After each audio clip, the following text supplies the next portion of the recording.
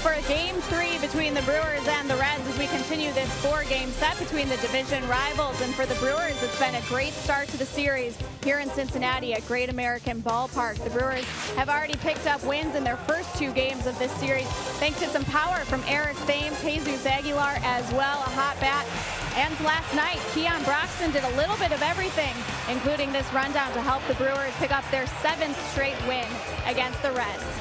Good afternoon, everyone. Sophia Minard here at Great American Ballpark. And Keon Broxton, a huge night for him last night in last night's win. 2 home runs for him, 4 RBIs as well. Some terrific defense that was much needed considering the injuries to this Brewers outfield. The Brewers are already missing Lorenzo Cain, who's on the disabled list. And then they've lost Christian Yelich and last night Ryan Braun, both dealing with back tightness. Neither of them are in today's lineup. So here's what manager Craig Counsell had to say about how that outfield depth is being tested here in Cincinnati. I'd say they're both doing a little bit better, but definitely we'll stay away from Christian today for sure. We'll see how Ryan's doing through a day of treatment.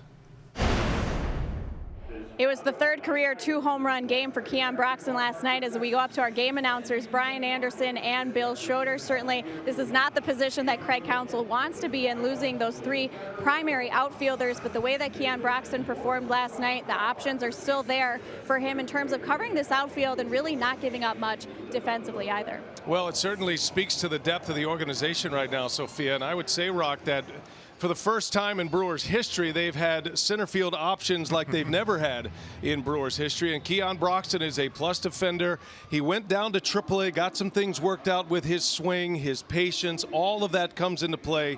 And he had one of the best games he's had as a major leaguer last night. Yeah, I don't think anybody questions the ability for Keon Broxton, but I think it's the consistency that has been lacking. He was down in the minor leagues for 3 months. He changed his batting stance just a little bit, and right away, putting up some good numbers for the Brewers. A couple of home runs yesterday. He can beat you with the bat. He can also beat you with his legs. I mean, he is one of the better base runners the Brewers had. Incredible stuff in yesterday's ball game.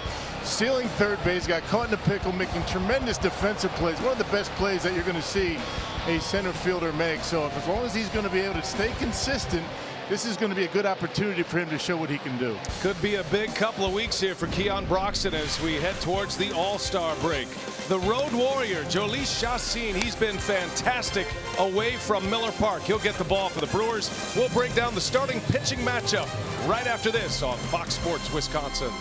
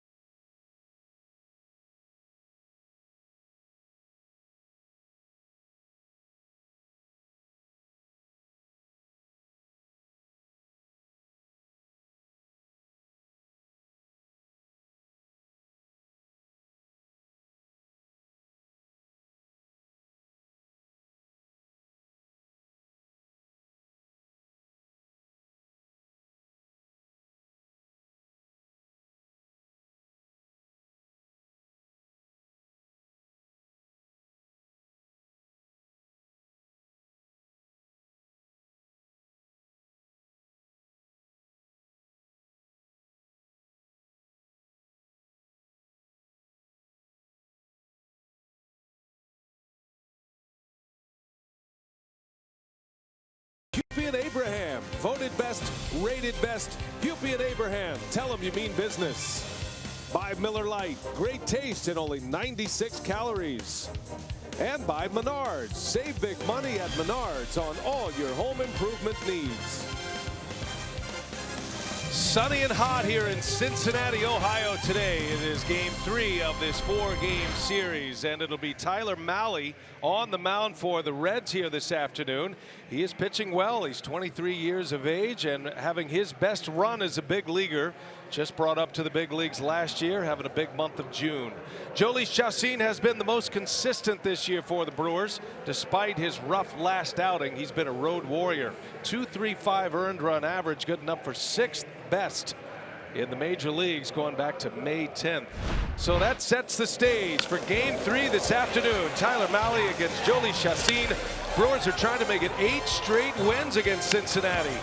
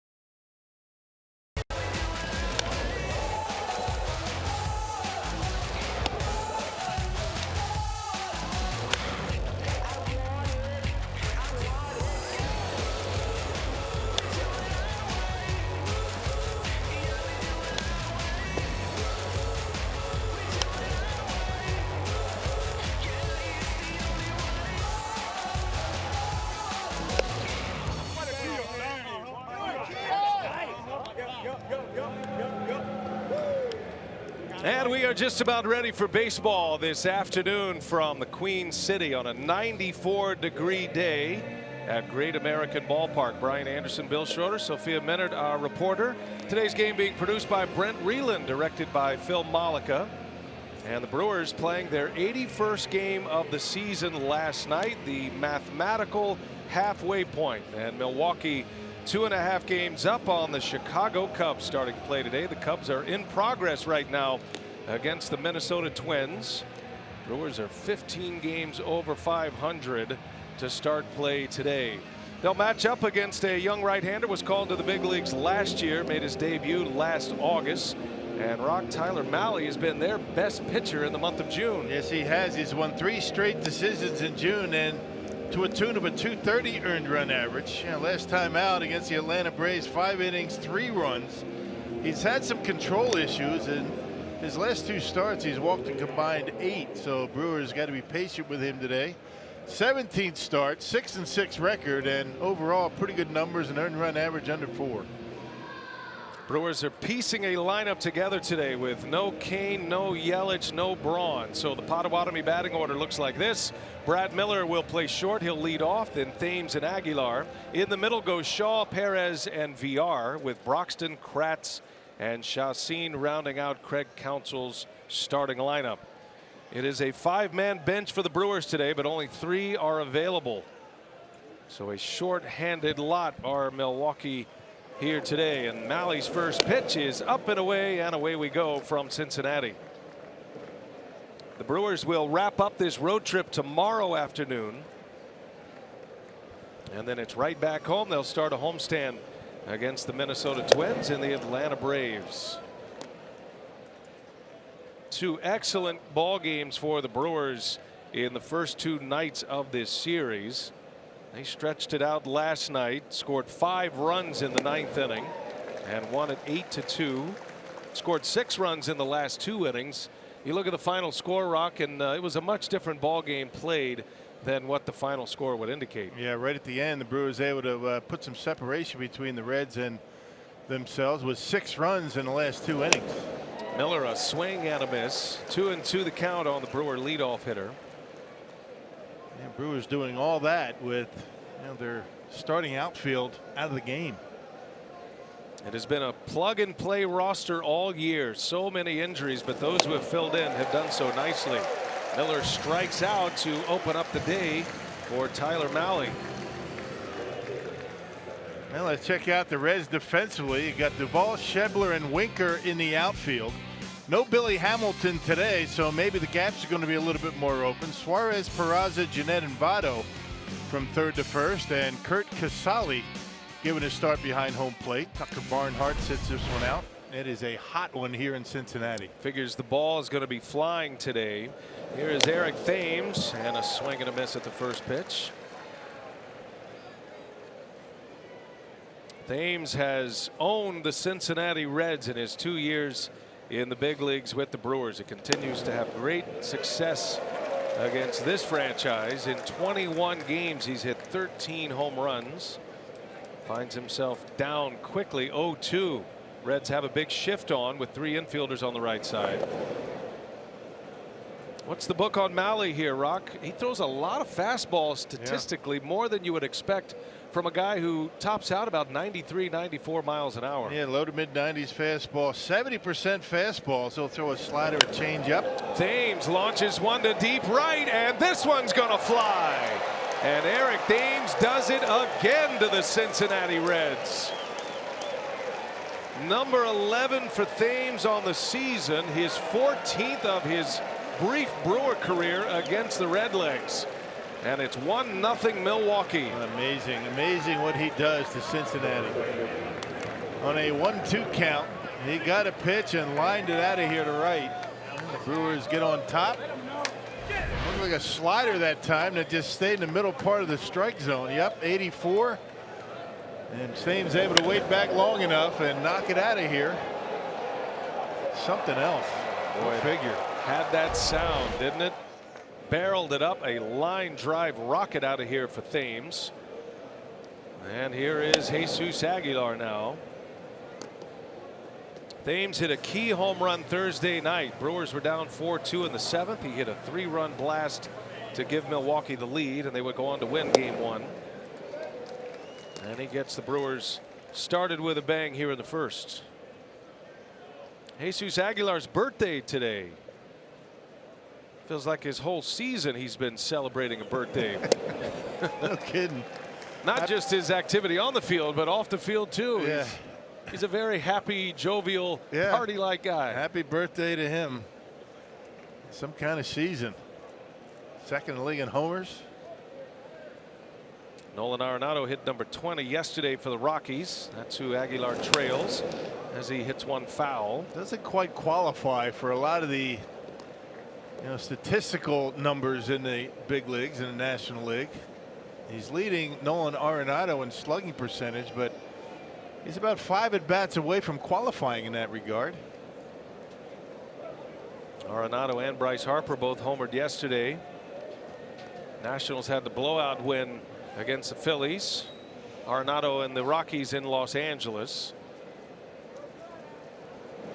Jesus did have 2 hits yesterday, and it did break a streak of 3 consecutive games with home runs, but he continues to put up the gaudy numbers. Jesus Aguilar, and a swing and a miss. Mahle strikes him out for the 2nd out of the inning, and both outs coming via the K thus far for the California native Tyler Mahle. That fastball up and in. You can see Casale setting up there, and he puts it exactly where the mid was. That high fastball, 94 miles an hour. Mahle and Jolie Chacin very similar in their style and the adjectives to describe them as pitchers, as Mahle drops a curve in for a strike on Shaw. You know, their managers talk about each pitcher as having a lot of poise. You would expect that from a 30-year-old Jolie Chacin, but for a 23-year-old now in his first full season in the major leagues, that speaks a lot to his upbringing and his development. He signed early out of high school, chose not to go to college so he could get into the program as a teenager, and so he's been in the program since he was 18. Took him 4 years to get to the big leagues last year, and now he's been a regular part of the rotation all season. They've got a lot of young starters in this rotation that have had their ups and downs this year. 2-2 to Shaw, fouled away. Now the Reds are pretty close to a major turnaround, it would seem. Their offense is intact. They swing the bats at a very high level. Their infield is one of the most productive infields in the majors as an offensive unit, and they have an excellent bullpen with a terrific closer. So it really boils down to their starting pitching. They got off to a dreadful start this season, as Mahle issues a walk, and Travis Shaw, who walked 3 times yesterday, is on via the walk in his first plate appearance today. Yeah, he's seeing the baseball well, still not really able to get the bat head out like we're accustomed to see with that wrist injury. Good enough to play, but you know, still missing pitches ordinarily that he's going to drive somewhere, but he does have a good eye at the plate. Shaw yesterday saw 26 pitches in his 5 plate appearances. That is a ton. Anything over 3 pitches per plate appearances is on the plus side. It really doesn't seem like that many, does it? 3?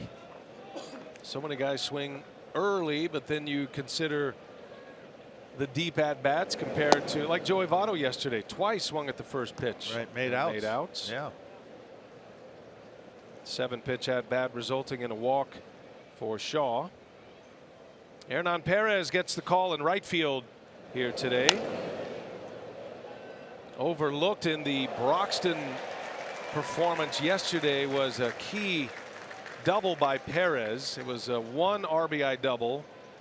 Initially it was ruled as a 2 RBI double, but they did put an error on the catcher Barnhart, so that took one of the ribbies away from Hernan. That was a big hit, though, as the Brewers broke it open in the 9th. Now he just punches one into right field, a little pepper swing, and a base hit for Perez. Keeps the inning alive in the first. Well, don't you love that? That was a 1-1 pitch, actually a 1-2 pitch, and just trying to get the bat on the baseball a la Jesus Aguilar, and he's able to fight it off and just able to get on top of it enough to ground it into right field. I just love to see that. Shortening up with 2 strikes. Big hole over there between first and second. Well, every organization wants to have that next man up mentality. The Brewers actually do have it. They don't talk about it much, but the depth, not just on their major league roster, but on their minor league roster as well, has really paid off here in the last couple of days. Jonathan Villar takes strike 1 from Mahle. You have a game where Yelich is not available yesterday. Braun had to leave the game in the middle of the game, and the 2 guys that replaced those 2 star players, Perez and Broxton, had huge nights here at the ballpark. Yeah, both with lower back stiffness. You got to look into that, huh?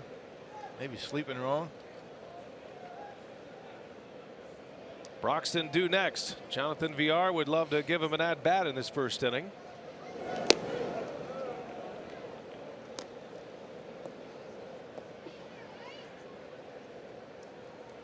Craig Counsell knows he is short-handed today, not just with his position players, but you have to figure two of his better relievers are out today as well. Josh Hader and Jeremy Jeffress.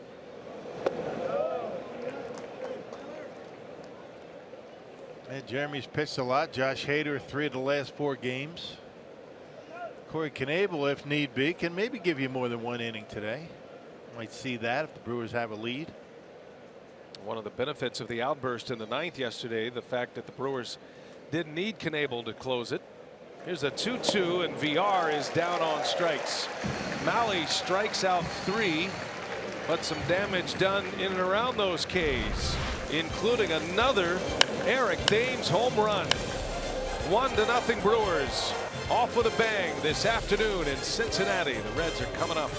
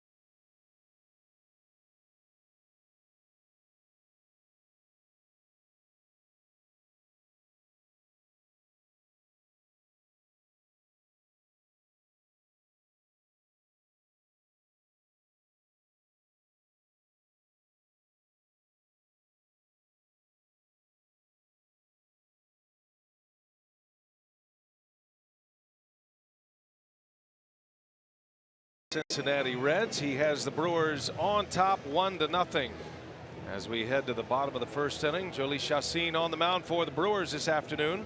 Here's the Potawatomi Cincinnati batting order turned in by Jim Riggleman. Scott Schebler in the leadoff spot today. Jose Peraza hits second, then Joey Votto. In the middle, it's Scooter Gennett, Eugenio Suarez, and then Jesse Winker with Duvall, Casali, and Mahle rounding out the starting 9.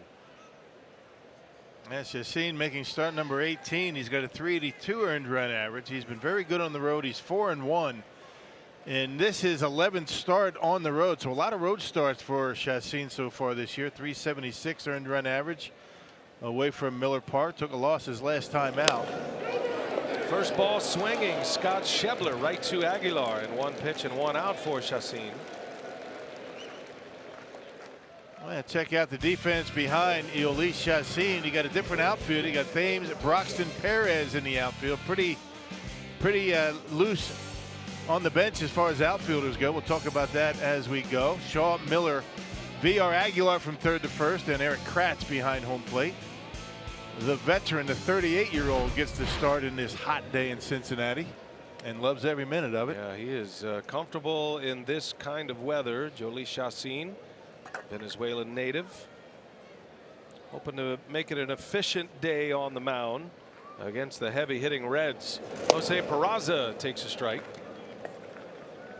What do you figure the outfield rotation would be if there is an injury or the potential of a pinch hit that would arise? Yeah, well, Miller can go out there. Eric Sogard can play the outfield, and I guess in an emergency, Manny Pena, you throw him out in left field.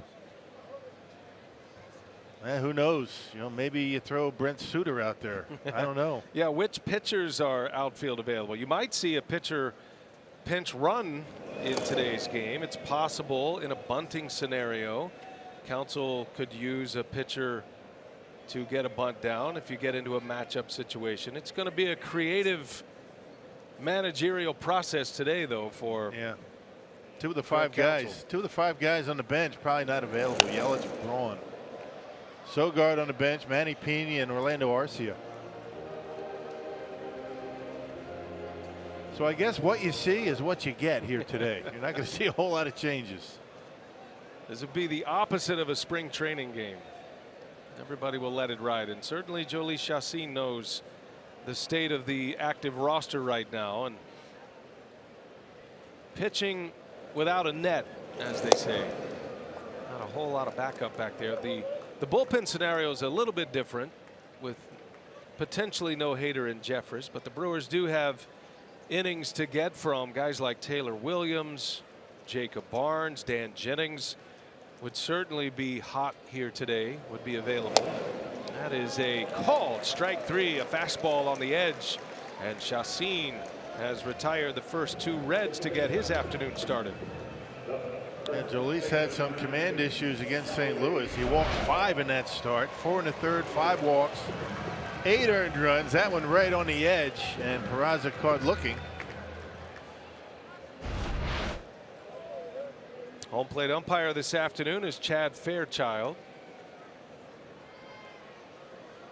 He's going to be the one to sweat the most today. No relief. He'll be out there in the sun, although this little bit of cloud cover is a welcome sight for these players. It's 94 degrees. It's about 101 heat index on the field. And they're talking about maybe up to 105 heat index as the afternoon goes on. So yeah, the home plate umpire is going to be wearing it today. Votto on the ground. Look at the big man lay out. Aguilar from his knees. And the Reds are retired. Jesus Aguilar making a play. Taking an extra base hit away from Joey Votto. 1-2-3 inning for Chacin. We're off and running in Cincinnati.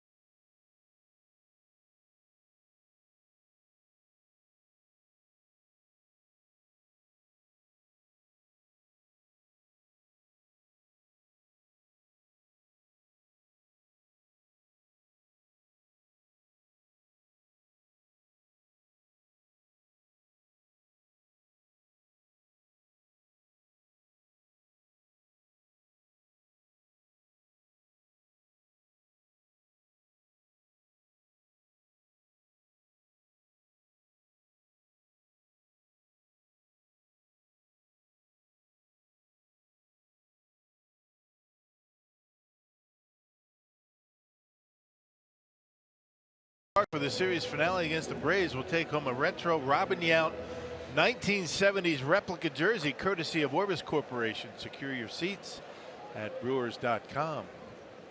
Looking forward to that. The Brewers will have the Twins and the Braves on the next homestand.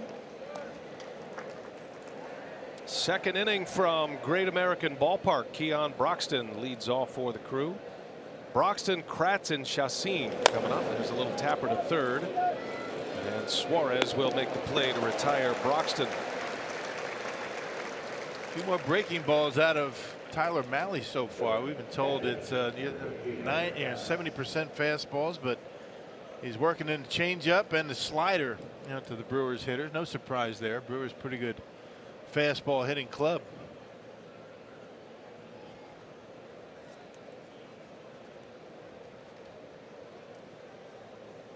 Mahle will face Eric Kratz with one away.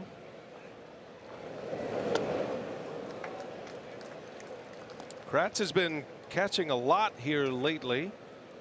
I think when the Brewers made the deal for him in late May, acquiring Eric from the New York Yankees, he was in AAA with the Yankees. And they thought he'd just be a backup. He might play once every 4 or 5 days, but he's actually hit well and hit with some power.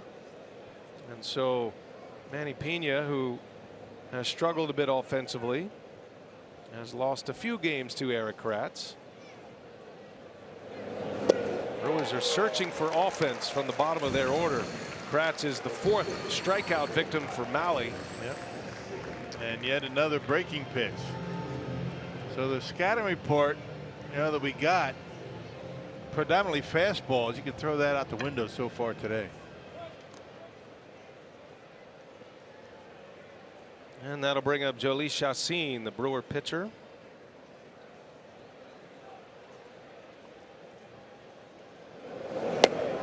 Chacin, not a bad hitter for a pitcher throughout his career. He is a career 190 hitter. Respectable for as long as he's been in the league. Does have 4 hits this season, 4 for 25. He's actually walked a couple of times. Buckled his knees that time with a breaking ball, and it's 1-2 on Chacin. Mahle working quickly, and that's it. Quick inning, back-to-back Ks. Mahle has 5 punch-outs already, 2 in the books for the young right-hander.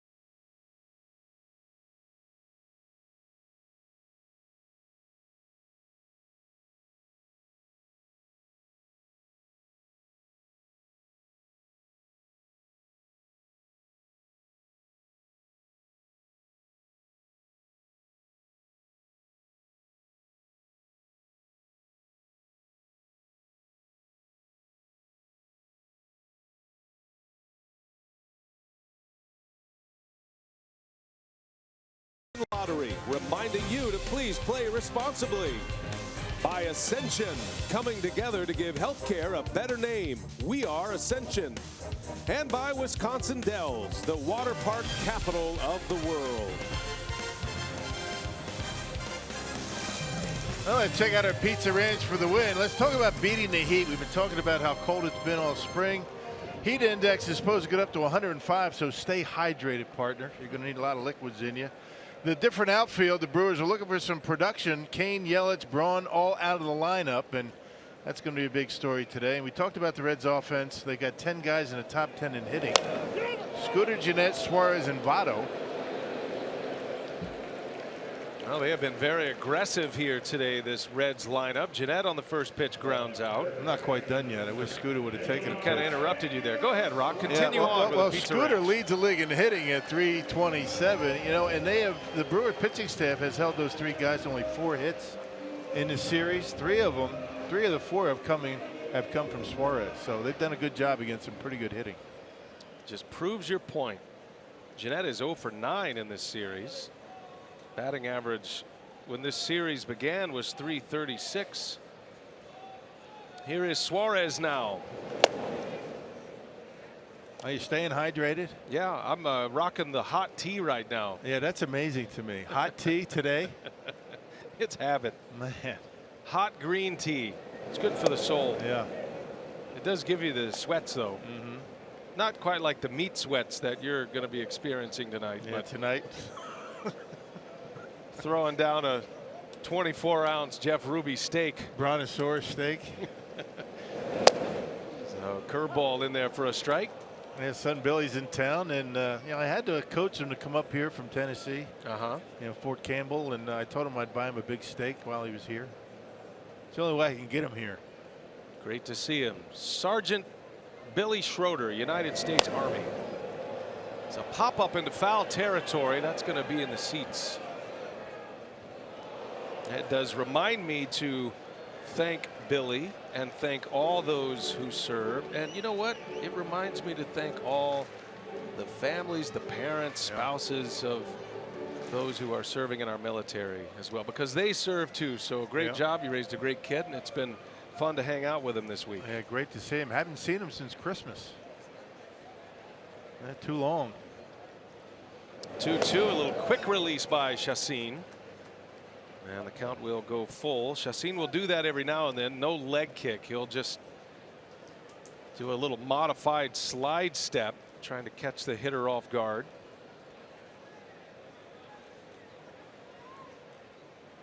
Three and two the count on Suarez, league's top RBI man. And he bangs one through the shift. Clean single to right for Suarez. That's the first hit of the game for Cincinnati. He's one of the only 3 guys that we talked about with hits. That's the 4th hit for him in the series. Going the other way, seeing the baseball pretty well. Hey, look who we found. There's Sergeant Schroeder. He likes the sour apple lollipops. Is that right? Part of his scouting report? Yeah. I told him to put sunscreen on. I don't think so. This is nothing for him, though. We could use him up here for, this heat. for security. Yeah. Yeah, he's been hanging out with 100 pounds of gear in Afghanistan. I'm sure this is a respite. Yeah. Yeah, great to see him, though. Missed him. Got a runner at first with 1 away. Jesse Winker, who has earned a lot of the playing time in the outfield recently for Jim Riggleman. Today, Hamilton is out of the lineup, so Winker is back in there. He started in left in game 1. Winker is in right field today.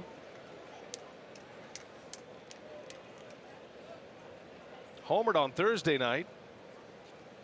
Hit a slice home run to the opposite field just inside the foul pole. And the added power and hitting with some slugging percentage, some extra base hits, has earned him more regular playing time now for Jim Riggleman. 2-0 is the count. A check on Suarez.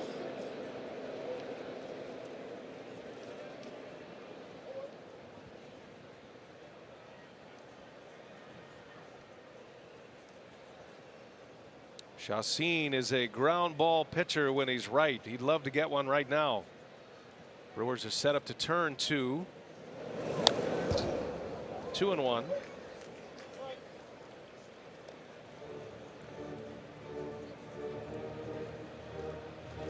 You got to be careful working Winker away. If you're going to pitch him away, you got to get it down in the zone. He hit one out of here down the left field line. First game of this series on Thursday.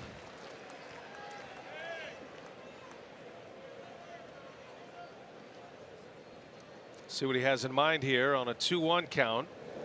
Chacin misses with a breaking ball. A little slider. Chacin will throw that breaking ball. He holds it the same, the curve and the slider, but he'll hit anywhere from 77 miles an hour, more toward the curve side, and the slider he can throw in the mid 80s. Yeah, whichever one's working for him the best. Winker sends this one to left. Sunfield out there right now. Thames with the sunglasses on makes a catch for the out. Suarez retreats to first. Yeah, last few starts it's been the curveball that's been the pitch of choice for Jhoulys Chacin. Early in the year it was a slider. As you mentioned, there's not a whole lot of difference between the two, just the speed, kind of a release point thing too, and it'll look like a curveball sometimes, slider another time. And he's been throwing the split change here recently in his last few starts. That's given him another weapon. He said he always fought the changeup. He could never find the right kind of grip that would give him enough command and enough variance on the velocity off the fastball where he was comfortable. But he comes here, and I think in large part looking at the split change that Jeremy Jeffress throws out of the Brewer bullpen, he put it in play, and it's been a good pitch for him. So much so you'll see him load up that split change in his grip before every pitch while he's getting the signs. And he'll do that too. He'll drop down sidearm. There's no rhyme or reason with Chacin. He's got multiple release points. He's got different leg kicks or no kick at all. He'll give you a twist on the mound a la Louis Tiant. Whatever he feels like will serve him best to disrupt the timing of the hitter. He's fascinating to watch. And keep the timing, off balance and keep him guessing. A little slide step there.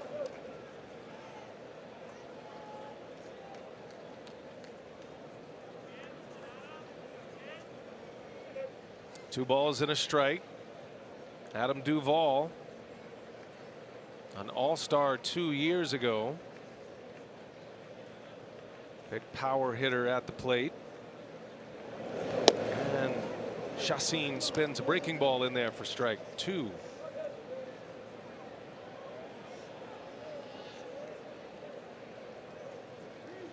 Duvall got a pinch hit appearance last night. That was in a key spot. And a strikeout resulted. His second start of the series this afternoon. Chacin deals, missed with a fastball. 3-2 now. Pretty good hitter to be down in the number 7 spot. I mean, big power down there, 12 homers. The batting average down quite a bit for Duvall at just over 200. Native of Louisville, Kentucky. Traded from the Giants to the Reds, traded back home. He was thrilled with that deal. That was the Mike Leake trade. There goes Suarez, and a swing and a pop-up behind home plate. Kratz is going to give it a look, and that'll be on the other side of the net. 3 rows up. Not a lot of room here in foul territory. As a matter of fact, those sitting in the first or second row are actually closer to home plate than the pitcher here. You're right in on the action. Yeah, which makes it a little bit more difficult if you're at third base and the ball gets by the catcher. You got to be on your toes. Not automatic. You're going to be able to score. The Brewers on the board in the first on an Eric Thames home run. Chacin trying to make it 2 scoreless now. 2 outs in the second. Suarez takes off, and a swing and a miss. Duvall strikes out. 2 Ks for Chacin, 2 scoreless in the books. And we're headed to the 3rd inning in Cincinnati. Eric Thames due up second. Launch career home run number 14 against the Reds, his first time up.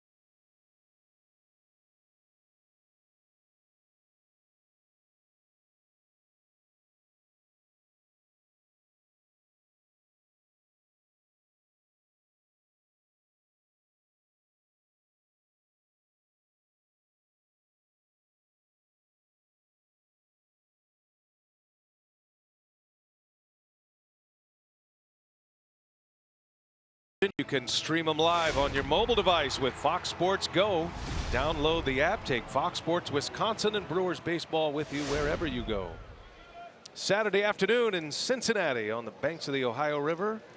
Great to have you with us here today. The Brewers are trying to make it 3 in a row in this series and trying to make it 8 straight against Cincinnati. Back to the top of the order to start the third. Brad Miller, Eric Thames, and Jesus Aguilar will lead off against young Tyler Mahle.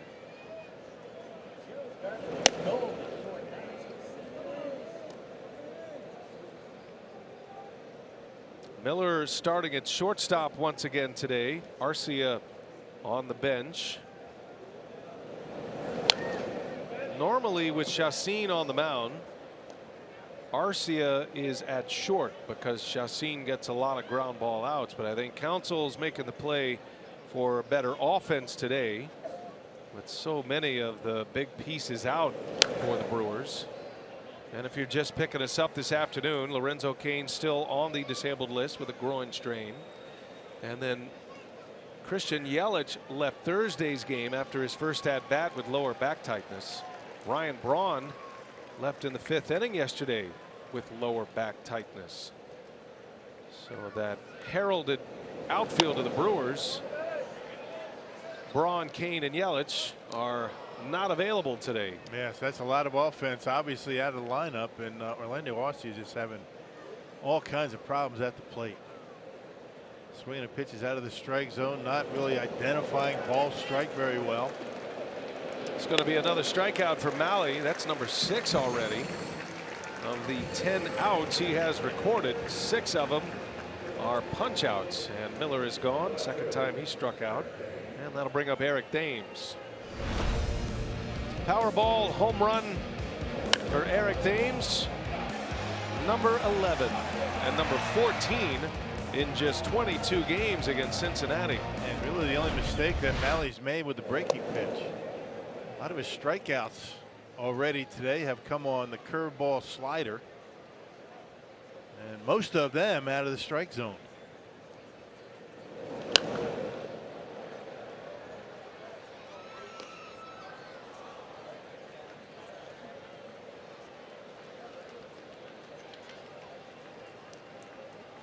One ball, one strike. Thames looks at one in there for a strike. It was a 2-strike home run for Eric Thames in the first inning.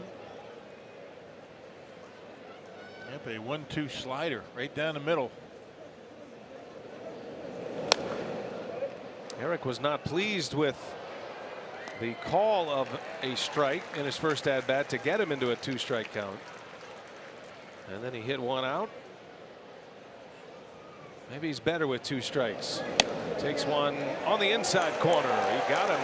Best fastball yet for Mahle. 95-mile-an-hour fastball with the 7th strikeout now for Mahle. Right. The only out that has not been a strikeout was Keon Broxton, a grounder to third. Just racking up the punch outs. There's a fastball on the inside corner. A little bit of late movement. Started off the inside corner, caught the edge. 11 batters faced, 7 strikeouts already for Mahle. Here's Jesus Aguilar now. He was a strikeout victim in the first. What's the number they have here in Cincinnati? You get a free pizza or something. What is that? 11? Oh man, I'm feeling like a pizza's in our future. Well, we just had pizza in the press room. Yeah, you but ready for another one? It wasn't free. We paid for that one. It's better when it's free. How much pizza can you eat when it's 100 degrees? Big swing by Aguilar. Skyline chili yesterday, pizza today. Man, gonna have to get on the treadmill when we get back to Milwaukee. Can't wait for tomorrow. You got an advanced scouting report on the press meal tomorrow? I don't know. Yeah, hotel. Probably just ice cream. Eat at the hotel tomorrow. Yeah, that was yesterday's fare. Those Skyline chili dogs. Of course, you could go without the bread. You could go without the bun if you're trying to cut your carbs. Good luck. 2-2 to Aguilar. Takes one off the plate. 3-2 now. No bread, no cheese, No Skyline chili. no spaghetti.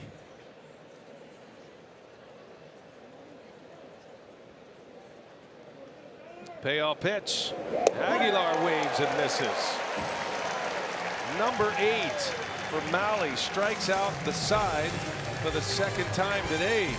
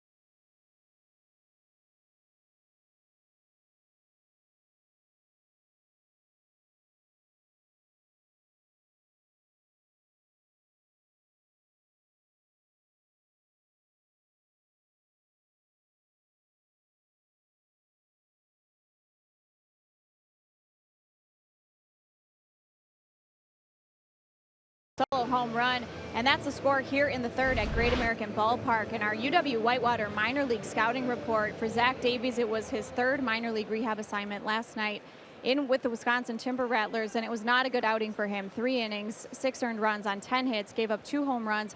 But the big part there is 48 pitches. He had to leave that outing early. He was hopeful to go as many as 80 pitches in that outing, but had to leave the game early with a back injury. So Davies was supposed to rejoin the team here in Cincinnati. He is staying back in Milwaukee.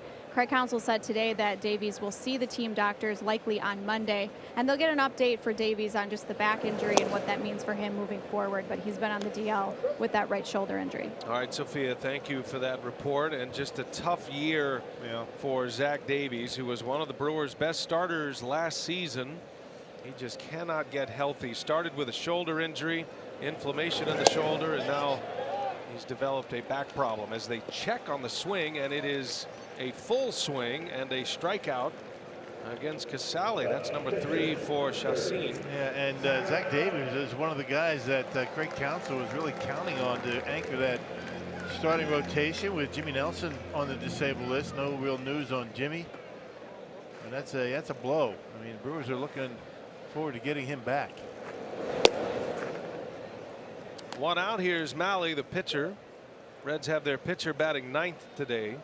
Their pitcher has been hitting 8th in the first 2 games of this series. That's with Billy Hamilton in the number 9 spot, and the idea behind that, you have back-to-back leadoff hitters. I mean, you get to Billy Hamilton, it's like having another leadoff hitter.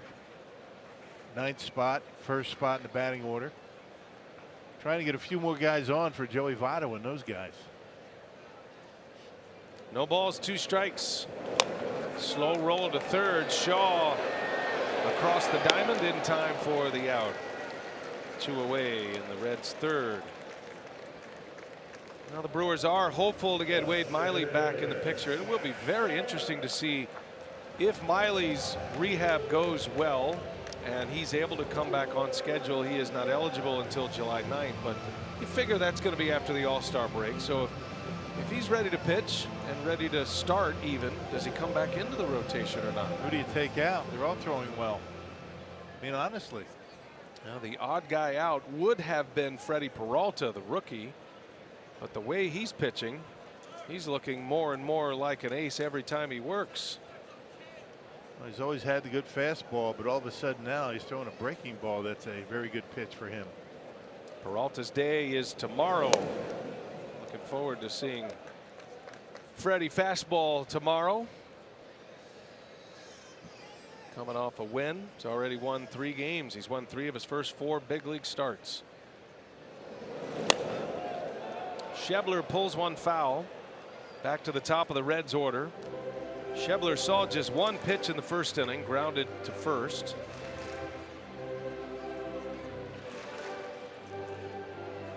Chacin with 3 Ks, 3 ground ball outs, and all 3 of those to the first baseman Aguilar.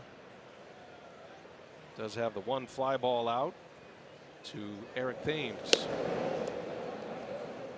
Meanwhile, Mahle has struck out 8. First 12 batters he's faced, 8 punch-outs. Yeah, Brewers can't lay off of that breaking pitch out of the strike zone. Been an issue for him in this series. Schebler a wave and a miss. 2-2 now on the Cincinnati center fielder today.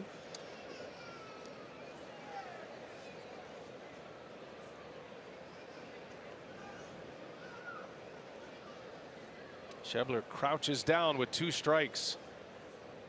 He is in protect mode. That is an old school style of hitting. Shorten up with 2 strikes. Yep. He had a line drive last night in the 9th inning, doing that with 2 strikes. That was off of Dan Jennings. Just trying to put the ball in play. You got to like the effort. Chacin looks a little agitated on the mound. Schebler stepped out on him. He stepped off. Now they're ready. And a little quick release. He's done that 3 times now, and he's missed with each quick release pitch.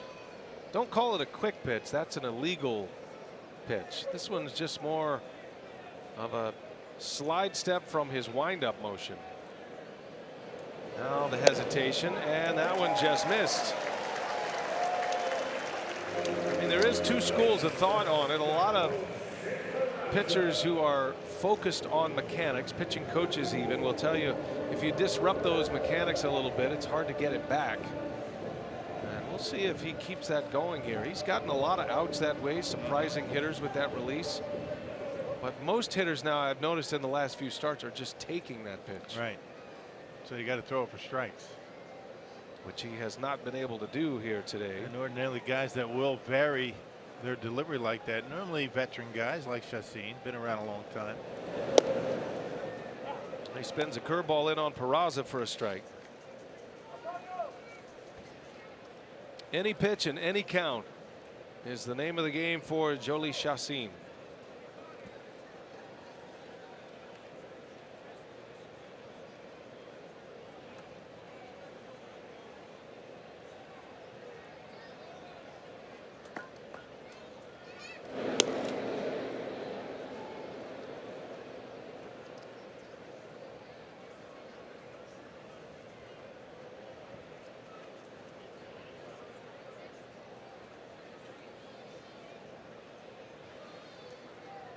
Reds have just 2 base runners today.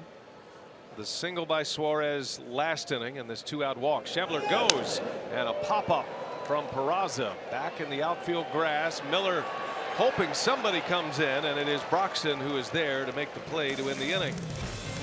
Chacin off to a good start, 3 scoreless. Brewers have a 1-0 lead as we go to the 4th.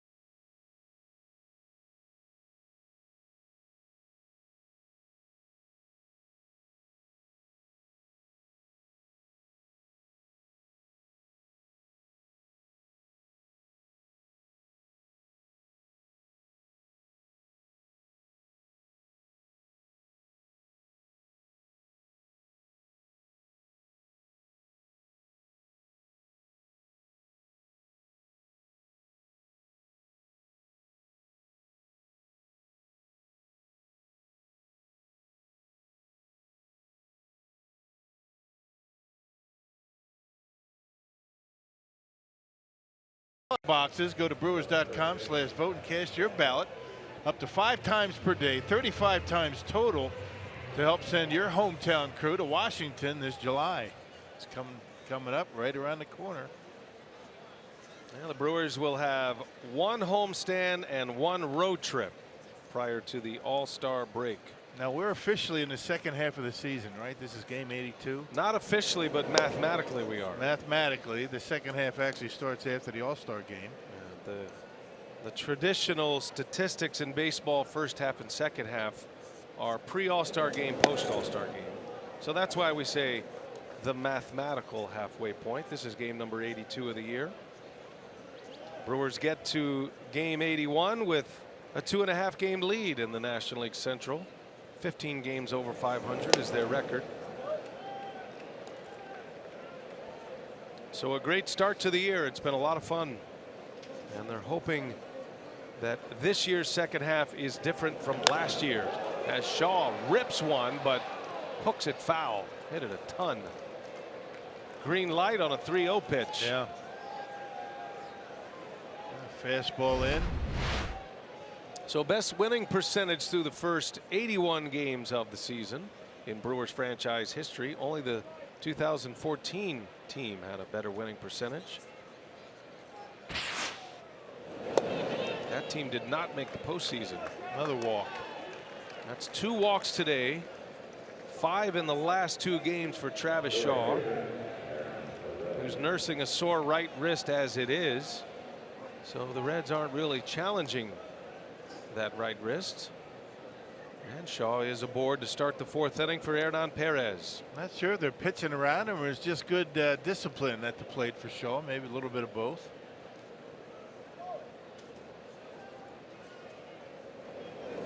Perez hits it sharply. That is an out on a line drive. That's fortunate. If that skips, that's a double play ball for Cincinnati. Instead, good base running there by Shaw. I guess if Scooter had it do over, maybe just trap it, right? Hit the glove, let it bounce out, let the umpire determine whether it was on purpose or not, or intentional. Yep, it's hot. Stay cool. Hydrate. Sit in the shade. One away. Jonathan Villar now. I guess we can't complain about the heat, right? We've No, been complaining about the cold weather for what, 3 months? We're not complaining for us. We're complaining for them. We're perfectly comfortable. The fans and the players. Players like it. Yeah. This is baseball weather. Easy to get loose. Just be glad that you were not in the old ballpark with the AstroTurf. At about 15 degrees onto that field temperature. You could see the heat rising off the turf at Right, Riverfront. Right. 1 ball, 1 strike to VR. Travis Shaw, the runner at first. Mahle is giving VR fits. He has not made contact yet on any offering that Mahle. And it's been fastballs. Struck him out back in the 1st inning.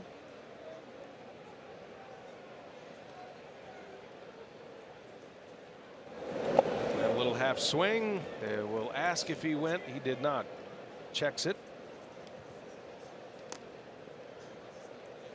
Oh yeah, back-to-back day games here in Cincinnati to wrap up this brief 4-game road trip.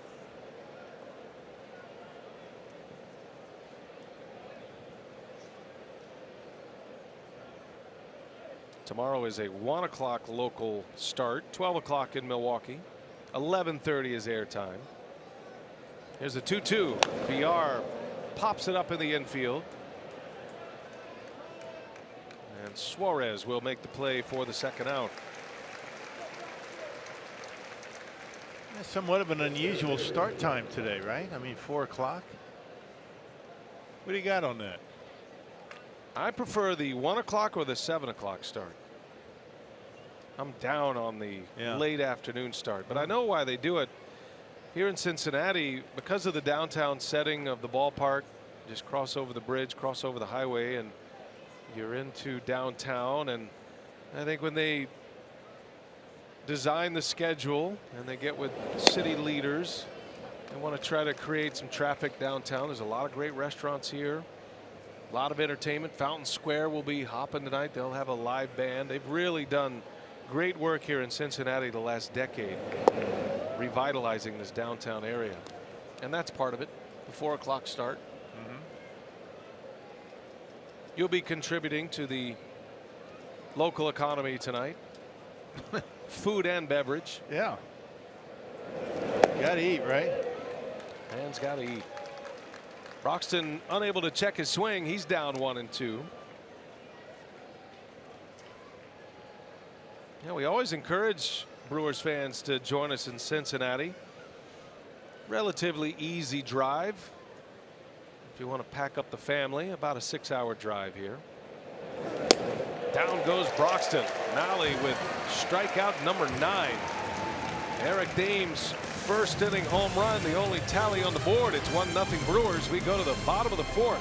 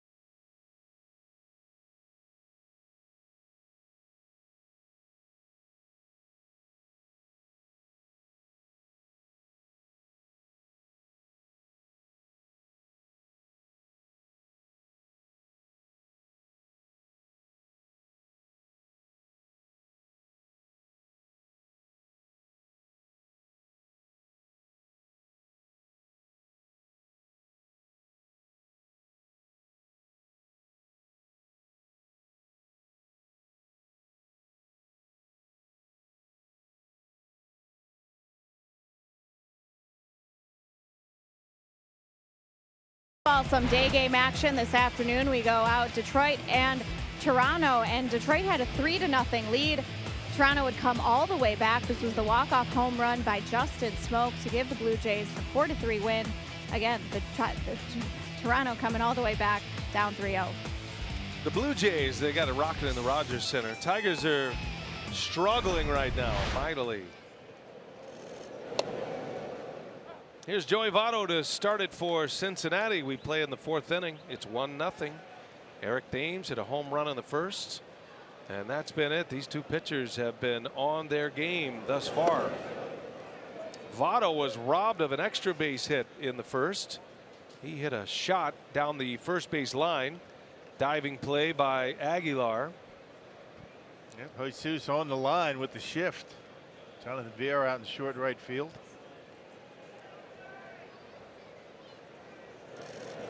And Votto slaps one to the opposite field, defies the shift.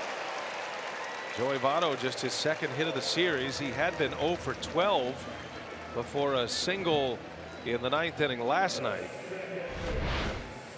Yep, hanging breaking ball, and Chacin fortunate that that's all Votto did with it. Kind of shot it right back into center field, and a leadoff single. The first time the Reds have had their leadoff hitter on. 2nd hit for Cincinnati, their 3rd base runner. And here is Scooter Gennett.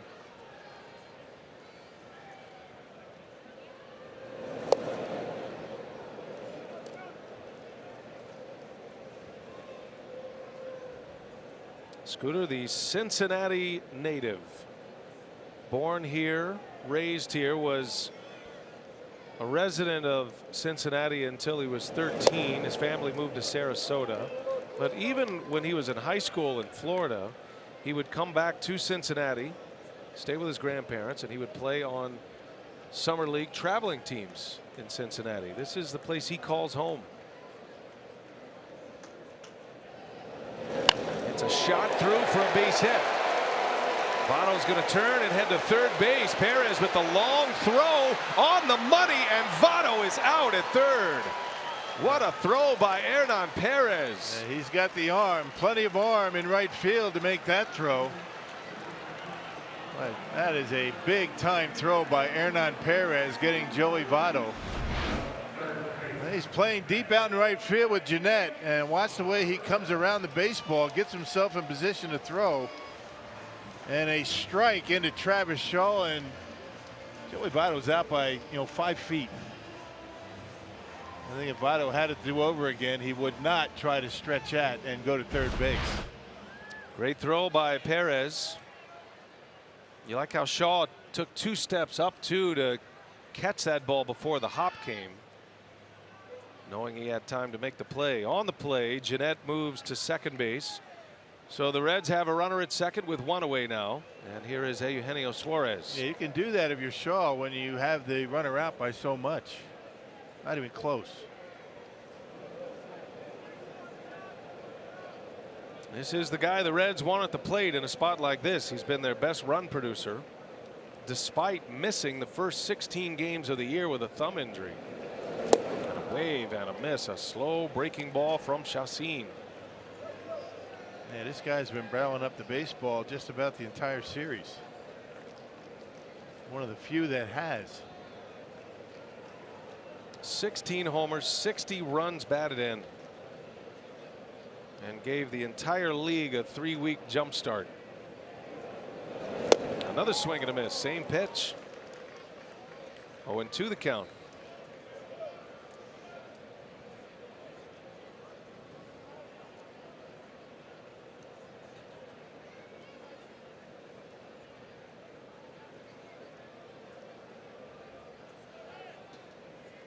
RBI chance for Suarez. Jeanette the lead at second, and that one just misses. Went right back to it. 3 straight curveballs. Not even willing to even try and waste one. He's such a good fastball hitter. Only Nolan Arenado has a higher slugging percentage than Suarez. He does lead the majors in fewest at bats per RBI. 4.1 at bats on average per RBI. 1-2 pitch, and he got him, and a snap throw to second base. Jeanette is back. A strikeout for Chacin. That throw was almost right between the eyes of Chacin as Kratz was trying to backpick Scooter Jeanette. Yeah, I thought for a minute he was going to catch it, thinking that Kratz threw a bullet back to him. Decided to duck. It looked like he was starting to throw the glove up, but realized what he was doing. That's a good sequence right there by Kratz and Chacin on Suarez. 3 consecutive breaking pitches, and then gets him on the fastball. That sinking fastball that disappears. 2 men are out. Runner at second. Here is Jesse Winker. A little tardy on that breaking ball.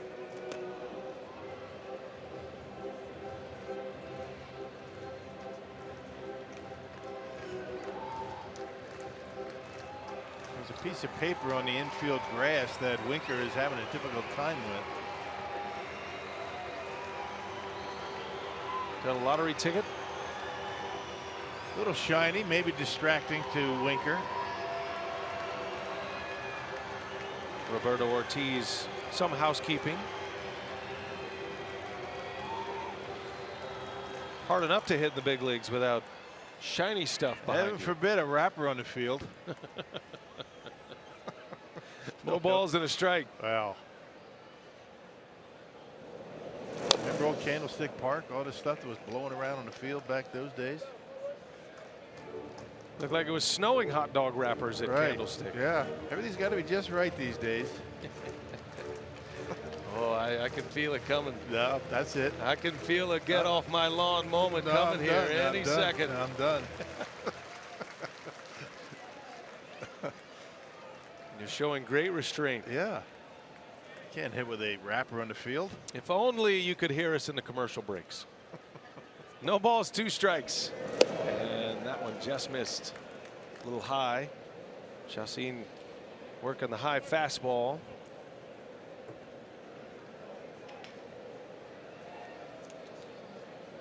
Jolis with 4 Ks. Has 1 walk. Jeanette, the runner at second. Here's a 1-2, and that one is in there, or not. No, I beg your pardon. I thought he was about to ring him up. Kratz was on his way out. Everybody thought it was a strike, including the hitter. I'm not sure what Chad Fairchild's looking at.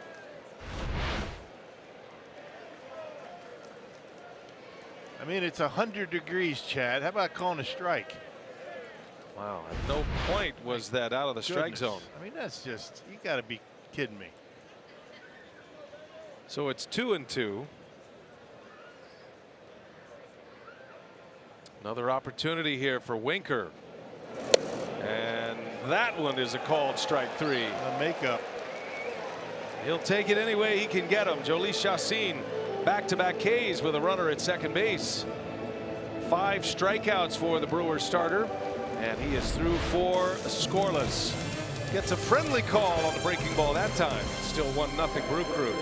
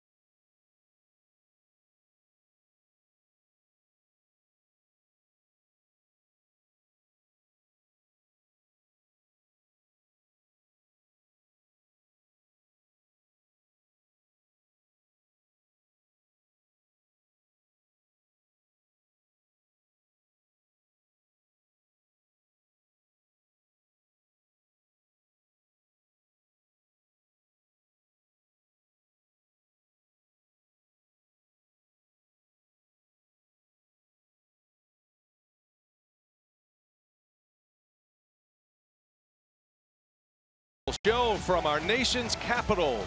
It's the MLB All-Star Game, July 17th, only on Fox, or you can stream it live on the Fox Sports app. How many Brewers are going to make it to the All-Star Game this year? Brewers fans well represented in Cincinnati. We are moving on. We play in the 5th now. Eric Kratz will lead off for Milwaukee, then the pitcher Chacin, and then it'll go back to the top of the order in Brad Miller. Tyler Mahle has racked up the Ks today. 9 punch-outs already, and he has spotted that fastball well. He's thrown more breaking balls today, especially in the first 2 innings, than his scouting report would tell you. Well, a lot of his strikeouts are the breaking pitch. And most of those for strikeouts have been off the plate. He's made 1 mistake with the breaking pitch, and that was to Thames. Well, you love his rhythm on the mound. He's got great tempo. Gets himself in a position to field the ball. He's a good athlete. A pitcher's pitcher.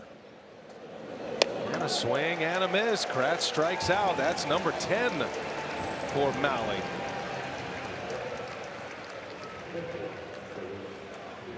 He has recorded 13 outs, 10 of them via the K. And for the second time, he gets Kratz.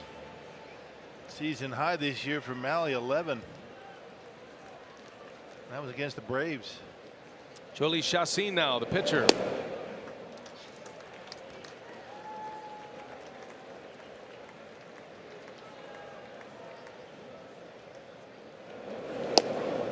quickly to 2 strikes.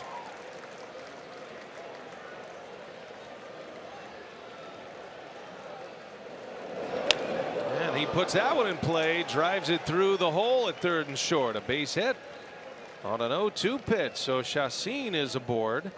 That'll turn the lineup over with a man on. Yep, hung a breaking pitch.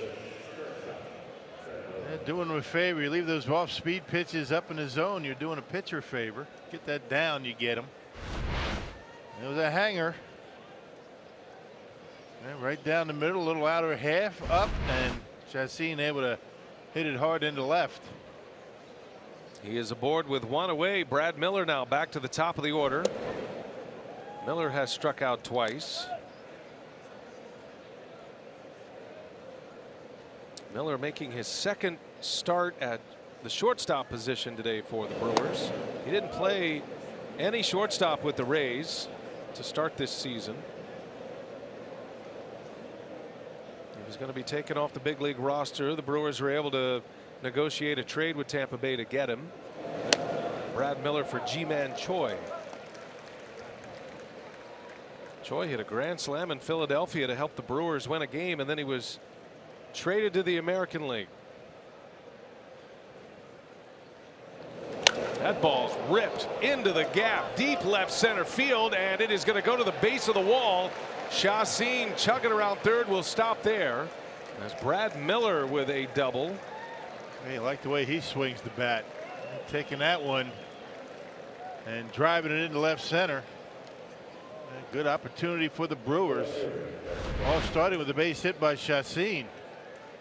And fastball away, 96 miles an hour, one of his best fastballs, but Miller able to barrel it up and go into left center. 2nd and 3rd, just 1 out. Anybody but Chacin, it might have been a run. And now you start to wonder about Chacin as they intentionally walk Eric Thames here. That will load the bases. Yeah, Chacin on a hot day, pitching well. We'll see what this trek around the base paths will do for him next inning. So Barnhart is, or rather Casali, to chat with Mahle, and an intentional walk to get to Jesus Aguilar. I guess if you're Aguilar, you're thinking breaking pitch, right? Because he's been having a difficult time with that slider from Mahle today. You figure he's going to get one at some point, and Aguilar hoping he hangs one. This is Jim Riggleman, the interim manager of the Reds, saying to Jesus Aguilar, prove it, because there aren't many teams that are going to have an intentional walk to get to Jesus the way he's been going this year. Yeah, but it is Thames, and look what he's done to the Reds. Aguilar has struck out twice.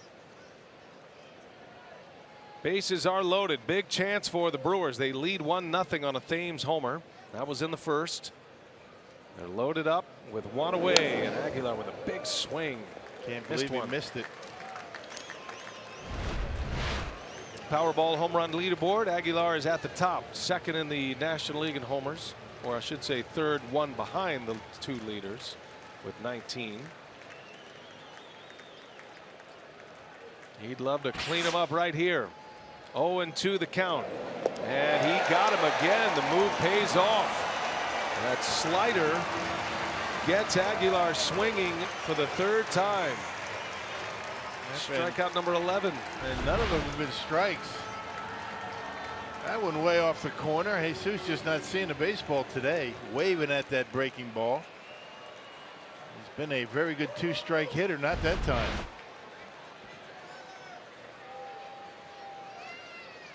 Two outs now, and here is Travis Shaw. Shaw has walked twice.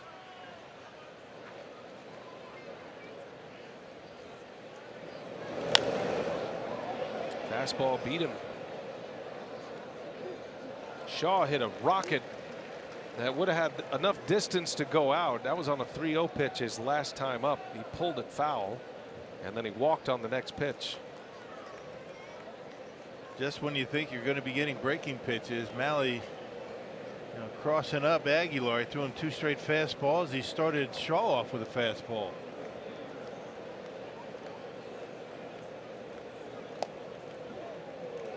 just good pitching, good game calling. Hitters tell you it's hard to pick up Mahle. He's got a little bit of a crossfire delivery, steps across the line. You see a lot of his back. Shaw, swing and a miss. 96 with the fastball as Mahle is really reaching back now. 1-2 the count. They are loaded up. And a 1-out single by Chacin. Miller doubles. Thames intentionally walked. Shaw down in the count. A ball and 2 strikes. Down the left field line foul. 98 that time from Mahle. His best fastball of the day. Now this is a time where you do reach back. If you have it, you have to show it right now. Big trouble. Prior to this surge by Aguilar, Shaw had been the Brewers' best run producer this season. In a big spot. And a breaking ball misses low. Went back to the slider. Shaw didn't bite. 2-2 the count now. Yeah, last few days he's done a really good job, has Shaw, of laying off that breaking pitch down and in.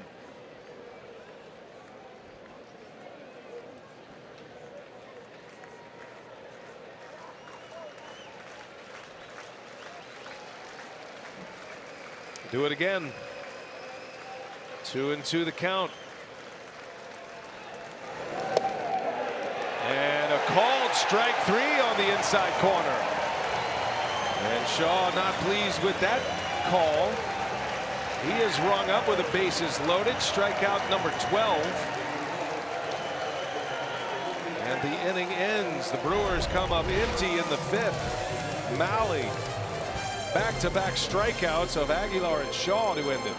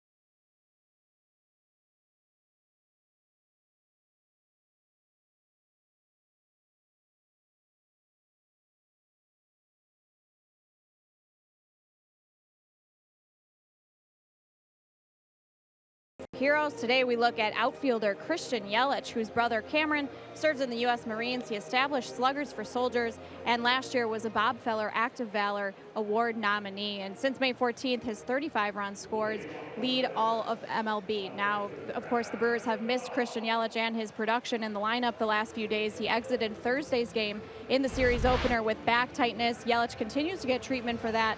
Said before the game today he was feeling a little bit better, but with the back injury, it's tough to know when he'll be ready to go and rejoin the lineup. But for outfielder Lorenzo Cain, more good progress for him. He's on the 10-day DL with that left groin strain. He was hitting in the cage before the game today. He also tested it running on the treadmill just with the heat outside today. So Cain is hopeful that he'll be able to take batting practice on the field when the team returns to Milwaukee on Monday. But Cain said feeling much better with that groin strain.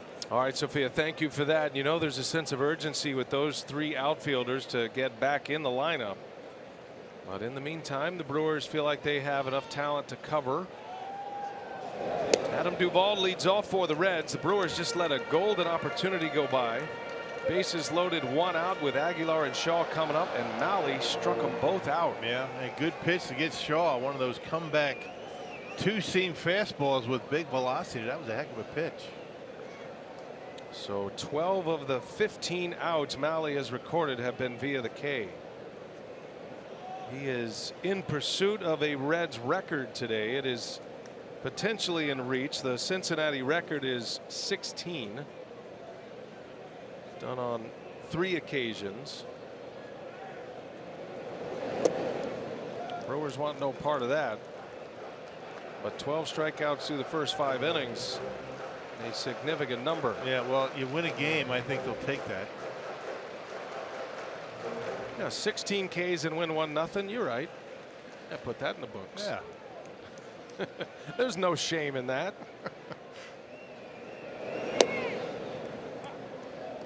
Now you lose the game and you do that, and then that's a little different story.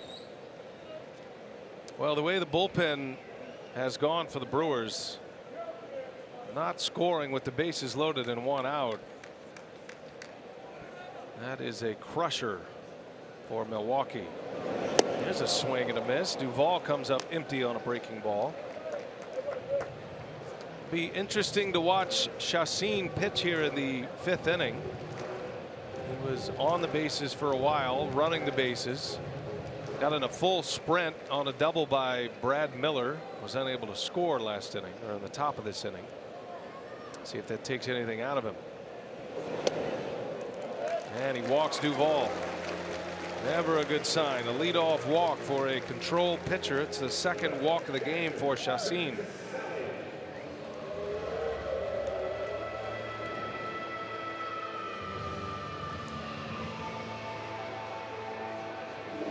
I think Craig Counsell wants his pitching coach to maybe take a minute here. Kratz is out to visit with him, and now Derek Johnson is on his way. I think this is basically just to give him an opportunity to get a minute, on the bases for just about the entire inning. I know these guys are young, they can handle the heat. He was out there running the bases, walked the first guy, just give him a second here to collect himself. Now you could read his lips there. He says, "I'm fine." I'm sure that was the first question the pitching coach had for him. How's your stamina right now? So Chad Fairchild breaks it up.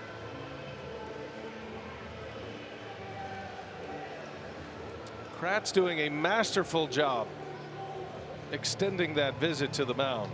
That'll be the first mound visit officially. But the way Kratz went out, and then the way Derek Johnson stalled and went out, I mean, they bought him a little bit of time there to recoup. Yeah, Derek Johnson did wait, a considerable amount of time just to give himself a little extra with him out there in the mound, while Kratz went out there by himself. So Kirk Casale now with a runner at first, a lead man on via the walk.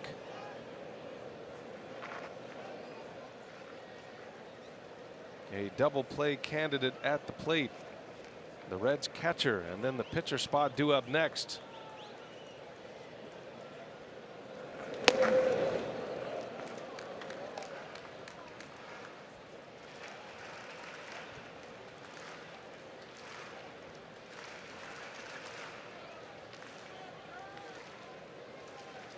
Casale sharing time with Tucker Barnhart, who is one of the Reds captains. Outstanding catcher they have in Barnhart. Signed him to a multi-year deal. That was a smart move. But they like Casale as well. He can swing the bat a little bit. Most teams are searching for catchers. The Reds feel good about their 2. Yeah, big dude. 2-0 the count. And Chacin falling behind 3-0, missed with the breaking ball.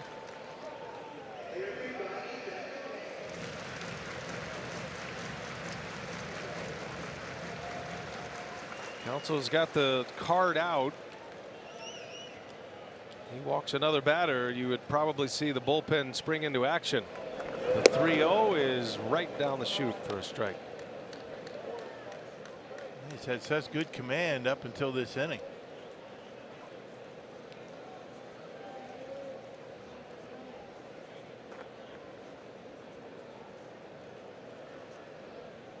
Former Tampa Bay Rays catcher Curt Casale pulls one foul. 3-2 now. Casale and Brad Miller were teammates with the Rays. Very similar stories on why they ended up with new teams. Extended a little bit in the salary, more salary than Tampa Bay wanted to take on, and so both were traded. And here they are matching up in the NL Central. 3-2 pitch, line shot, that is foul. Nice pick by the ball boy, by the way. Kidding. We've seen Wow. some pretty good play by the ball people, if you will. That's a highlight. Always good at Miller Park, but there's been some nice plays here in Cincinnati this weekend. Look at this.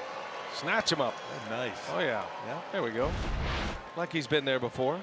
Got the double flaps working. Sunglasses. He's a star.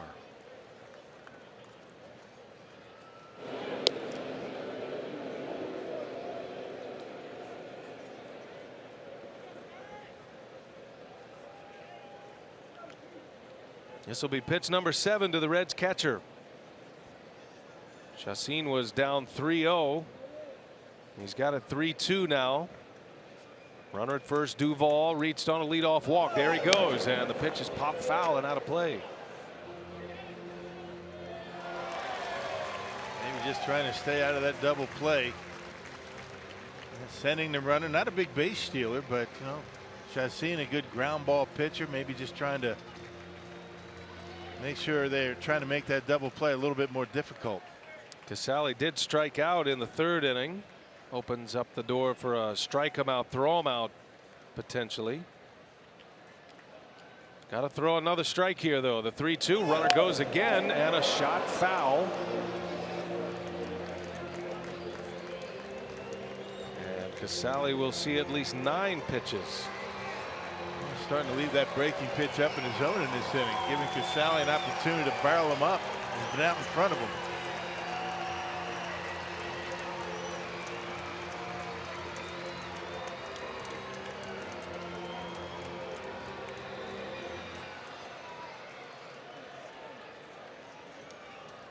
Chacin spent some time running the bases in the top of this inning, and he's got a grinder going already to start the 5th. Runner goes again, and the pitch is no call yet. That's going to be a ball 4. He's waiting on the call from the home plate umpire. I'm sure he barked it out to those involved, but You got to throw it if you're Kratz, if you're not sure. back-to-back walks now. A 9-pitch at bat ends up as a walk. Boy, that's pretty close. I'm telling you. Chad Fairchild. I mean, he rung up Travis Shaw on a pitch that was pretty much in that same spot.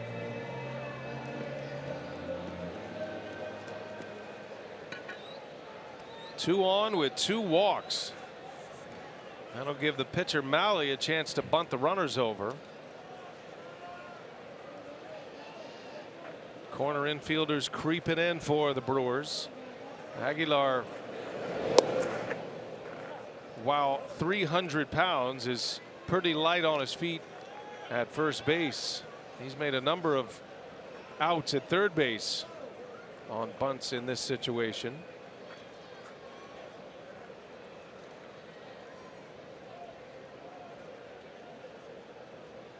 0-1 to Mahle. And he gets the bunt down foul. It goes to 0-2. Well, Chacin would love a strikeout here. You don't figure Mahle's going to be swinging away in a spot like this. And don't want to risk a double play, so you're probably going to see him bunting again.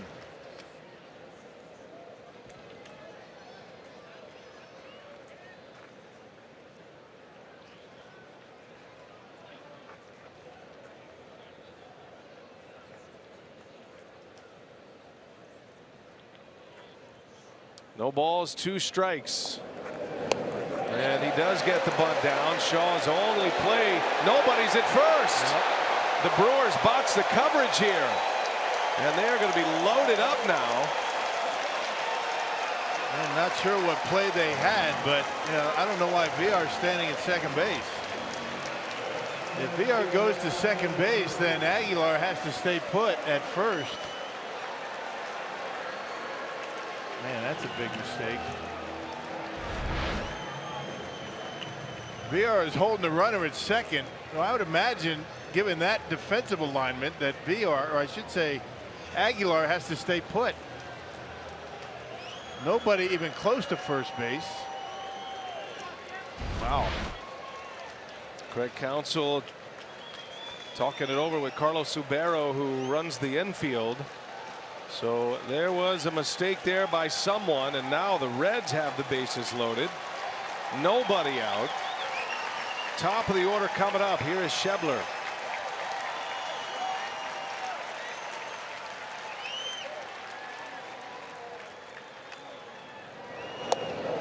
Schebler takes strike one. I guess you're going to give Mahle a hit on that. Yeah, I was thinking about how else you could score it. I mean, sacrifice field. I don't know. No, there's no mental errors you could assign. Right. That's a So, hit. yeah, infield hit. Now Chacin in desperate need of a strikeout or a double play ball. 0-2 the count. See, with where VR was holding the runner at second base, there's no possible way that he gets to first base in time. So my guess is it's Aguilar is the guy that has to stay at first instead of charging. Which means the pitcher has to cover First baseline. the first base side.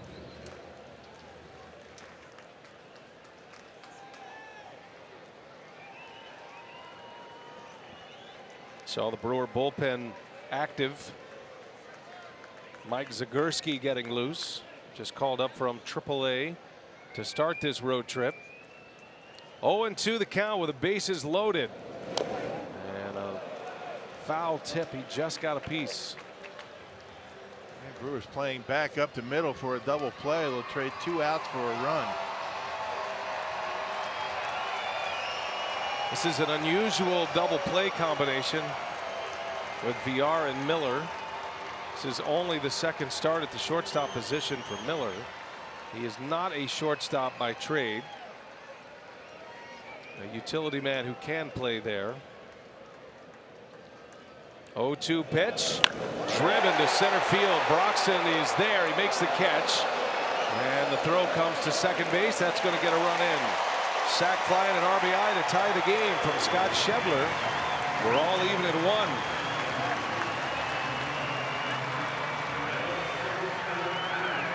They figured they were going to get 1 out of that, barring some kind of a miracle. And now it's going to be Chacin's job to try and limit the damage and not allow any more. Maybe get a ground ball, double play, although it's hard to double up Peraza. He can run.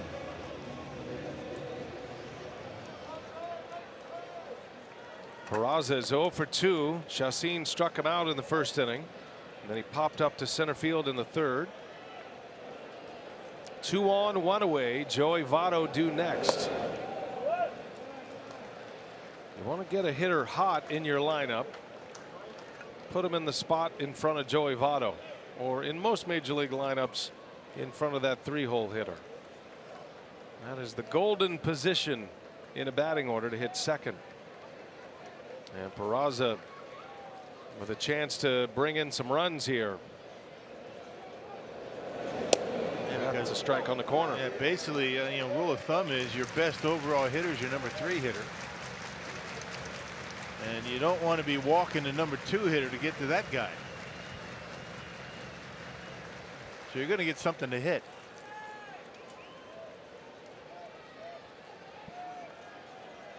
Peraza hitting .273 on the year. He's up over 300 in the month of June. Able to lay off a slider away. 2-1 the count. You figure this would be Chacin's last hitter if he doesn't retire Peraza. Counsell's got Zagurski ready in the pin. And you got a couple of left-handers coming up in Votto and Jeanette. So this is a big hitter for Chacin. 2-2.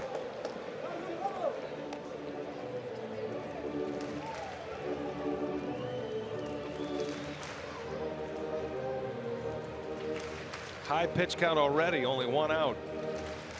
They'll have at least 27 pitches in this inning.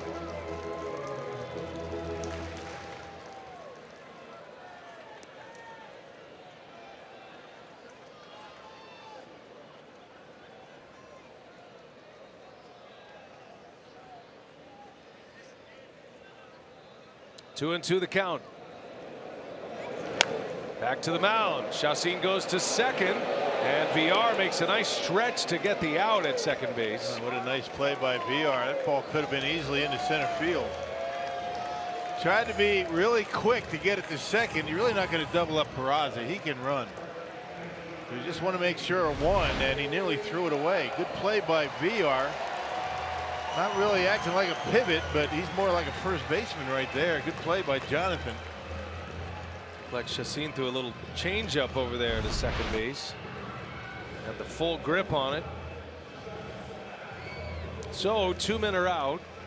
Joey Votto the batter, and Counsell is going to let it ride with Chacin here. Votto with a base hit his last time up. He slapped one to the opposite field. The last guy you want to face with men on. Votto fights that one off foul. That was a defensive swing for a first swing of an at-bat, huh? First pitch curveball, yeah. Choking up on the bat.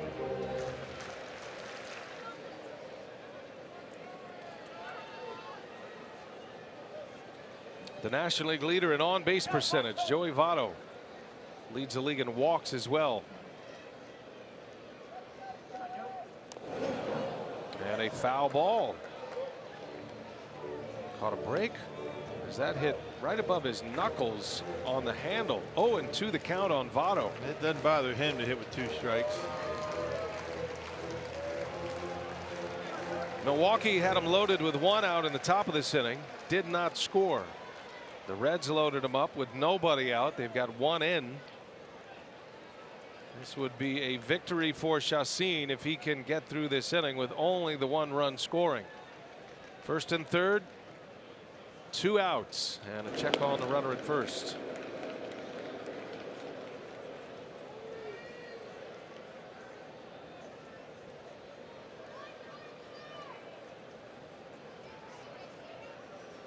Votto has the highest batting average in the National League against right-handed pitchers. A .333 hitter. The 0-2 in the air. Shallow center field, slicing over to Thames, and he'll make the catch, and a big out for Chacin. Counsell let it ride with Chacin against Votto. It paid off, and only 1 run in for Cincinnati.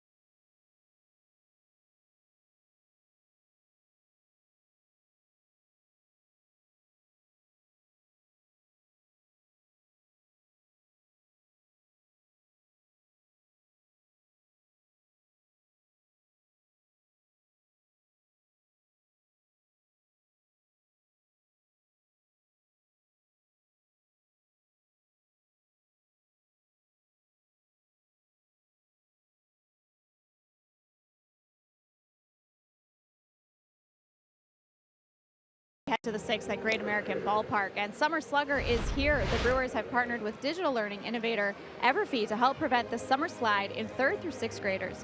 All students are invited to participate in this online baseball-themed learning course that helps reinforce critical math and literacy skills. Students can earn points, unlock levels, and receive progress-based rewards throughout the summer. And you can visit summerslugger.com/Brewers to learn more and sign up today. All right, Sophia, thanks. Here we go to the Brewer half of the 6th inning. 5 in the books. We're all tied at 1 on a hot, sunny Saturday afternoon. And Jolies Chacin and the Brewers got to feel very fortunate, Rock, to get through that mess with only 1 run in. And he hung a slider right down the middle of Votto, and he kind of jammed himself. So he was very fortunate in a couple of different regards. 1 run on 1 hit, and that was that bunt by Mahle. Mahle with 12 strikeouts. He struck out Aguilar and Shaw with the bases loaded last inning to get out of the inning. He's working quickly, so quickly that Perez asked for and is granted timeout. Hernan had a single in the first, lined out his last time up. That one's inside for a ball. It's 3-1.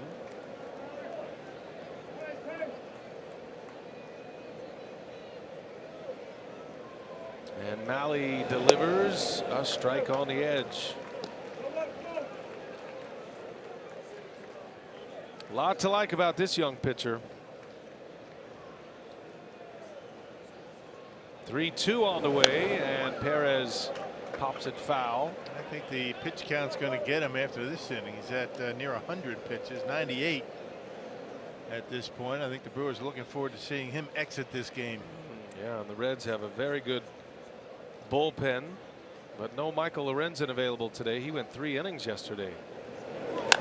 Little chopper to third base. Suarez on a nice easy hop. He fumbled it for a moment, and Perez is safe. Hernan can really run, and that little bobble by Suarez allowed him to beat the throw. I just love the way he hustles down that line. I mean, how many guys just going to give you a half-hearted effort down the line? And it would have been an easy out, but Hernan, he's running hard all the way down the line. A little bit of a bobble. He didn't have a handle on it. And as it stands right now, it's a base hit, or I should say an error on Suarez, but a leadoff base runner. Good job by Perez to run hard. Reds don't review it, and the Brewers have a lead man on. Jonathan Villar now 0 for 2. He shows bunt and bunts through it, a strike. That almost hit him in the leg. That gives you an idea about Mahle's stuff right now. Villar's had a tough time with him here today. In his 2 at-bats, he has a number of swings and misses. He's going to plan B right now. Yeah, Villar's not alone in that today. Let me try to bunt my way on. Yeah. It'd be a good time to do it, too. Down the left field line. It is slicing. It is down. A base hit. It's going to go to the wall. And now Perez on his way home. The throw cut off. Throw to the plate is late. Perez is in. Throw gets away. And Villar all the way to third. It's 2-1 Brewers as Jonathan Villar delivers with a double and an RBI. Yeah, well done. I mean, went right with it and sliced away from Duvall. Hernan Perez, I mean, he's got some sneaky speed out there. He beat it out on the error and able to score all the way from first base on a double down the line and left. Looked like Duvall had a little bit of a problem with it. It kind of rattled around down there. And check it out, fastball right on the edge, 93 miles an hour. Now watch Duvall. Kind of gets tied up a little bit, takes a while to get there, but Perez able to score. Runner at third, nobody out, infield in, and a mighty hack by Broxton. Comes up empty on a fastball.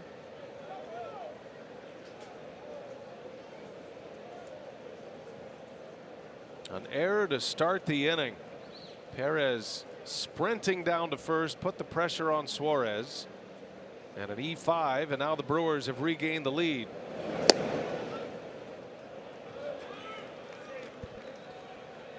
Broxton was the star last night in just his 2nd start since being called back up from AAA Tuesday. 2 home runs in the game yesterday, drove in 4. Yeah, the star at the plate, on the bases, and in the field. Yeah, all regards. He made a couple of terrific plays. One of them didn't make the highlight reels, but a running catch over the shoulder in left center, and then he had the diving catch in the 9th inning off Jeanette. Chopper over to short, and there is out number 1. VR not running on contact there. Good thing. Would have been an easy out. And might be running on contact with 1 out, but not with no outs. And Broxton is retired. 1 gone in the inning. And here is the 8th place hitter, Eric Kratz.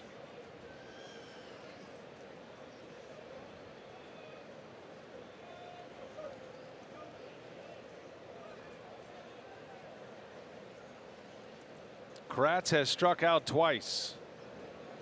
VR with great speed over at third. Want to think along with the manager right here. He had Zagorski loosening the last inning. He's got Taylor Williams up in the bullpen right now. Pitcher spot due next.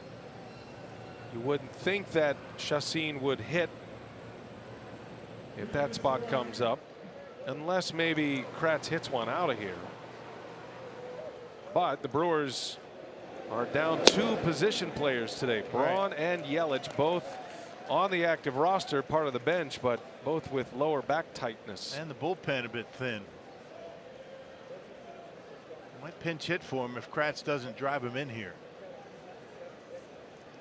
1 ball, 1 strike. Brewers have the lead 2-1. Infield in. And Kratz lays off a breaking ball. Good take. 2 balls and a strike. The best pinch hitter on the bench has been Sogard this year.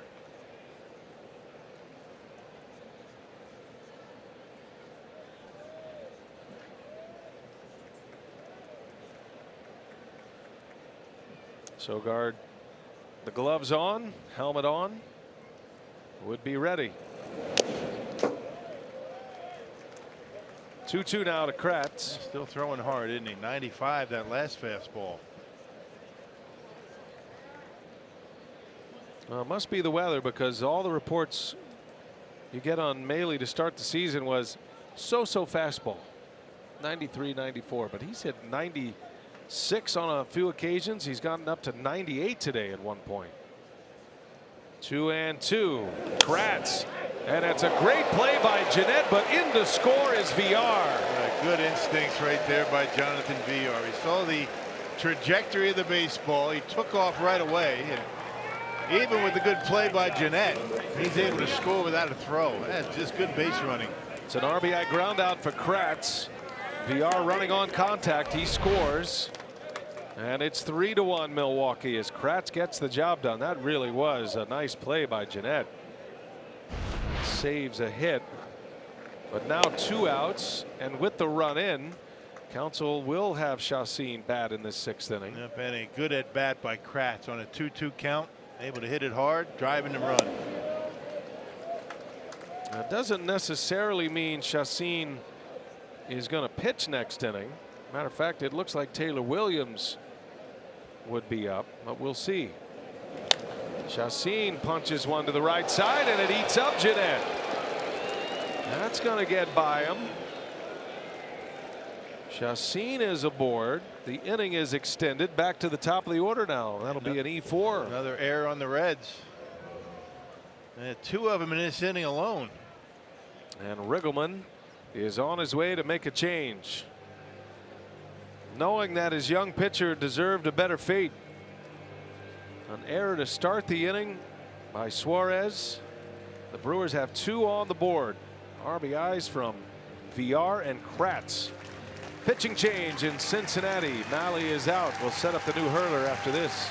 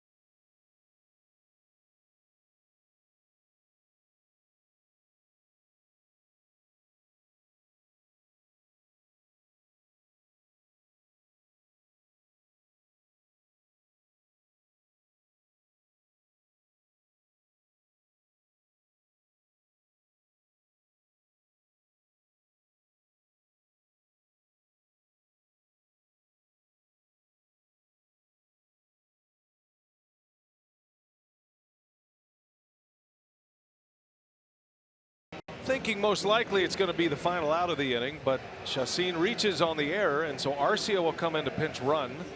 That was probably a move he was going to make anyway on a double switch on the defensive side, but now Arcia is the base runner back to the top of the order, and Mahle deserved a better fate here today. He exits with 12 Ks. Kyle Crockett, the left-hander, is in to face Miller. Yeah, we saw him in last night's ball game. Crockett at 2/3 of an inning gave up a couple of runs.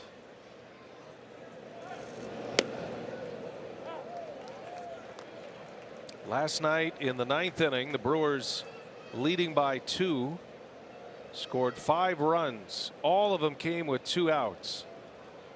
They've got 2 in here in the 6th. Looking for more from Miller. Pulls one foul. It's 0-2. Yep, you bring RC in to get better speed on the bases, better instincts, and I would imagine RC is going to go in at short. Going to pull Miller, which Craig likes to do when he has a lead.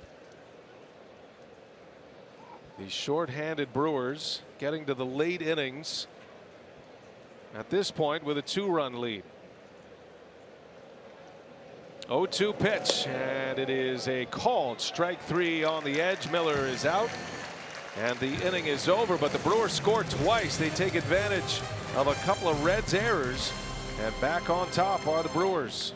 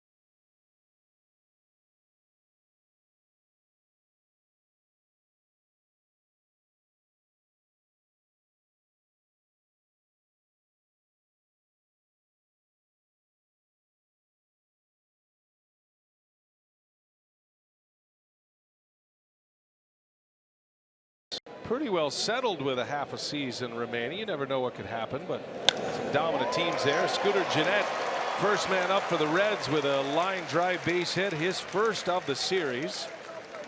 Before we had a chance to introduce Taylor Williams, who is the new Brewer pitcher that will take over in this 6th inning for Chacin. Arcia is in the game at short after his pinch running appearance. Yeah, Williams has been really good as of late. Last 14 appearances, a 123 earned run average. That's only 2 earned runs in 14 and 2/3 innings. Last pitched on Thursday against the Reds. 2/3 scoreless for Taylor. Lead man on for the Reds. Here is Suarez.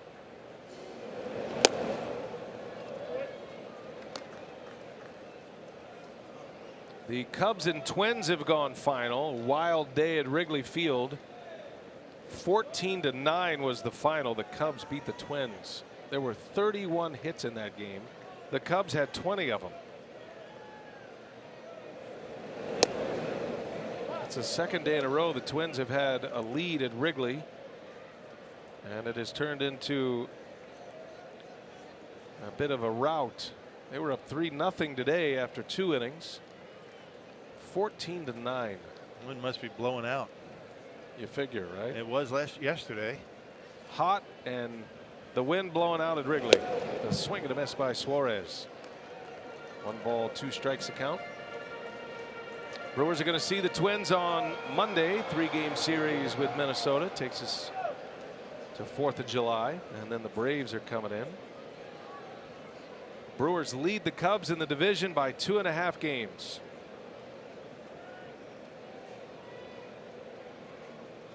And a 3-1 lead today.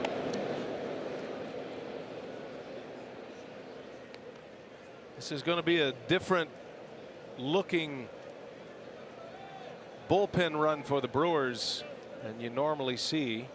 You don't figure that Josh Hader and Jeremy Jeffress would pitch today. They've both been working a lot lately. Hader's pitched in 4 of the last 5 games. Suarez muscles one to right. That's down for a base hit. And the Reds come right back. Back-to-back singles from the 2 guys who committed errors in the top of this inning. Suarez is 2 for 3, and now 2 on, nobody out. They just can't get that guy out, can they? Suarez, 5 hits in the series. And both of the hits opposite field. Jeanette to left, Suarez to right. 96 in on his hands. Good piece of hitting.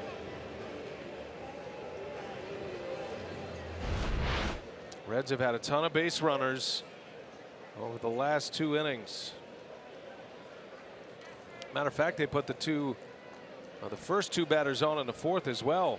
Votto thrown out at 3rd by Perez on a great throw from right. And then Chacin had back-to-back Ks.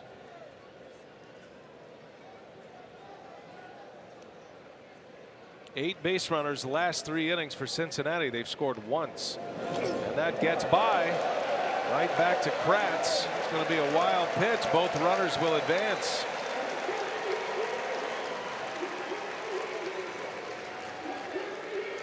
And Williams having a shaky start to his 6th inning. Yeah, the slider's been a real big part of his success, and that one not even close. No chance for Kratz to get a glove on that. That one almost hit Winker. So the slider spikes it in front of the catcher.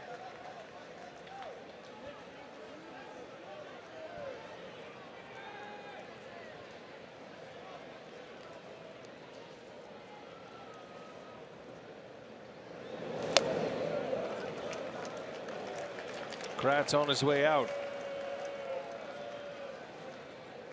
I'm not sure if that was a slider or a changeup, one of the 2, but in either case, it wasn't even close.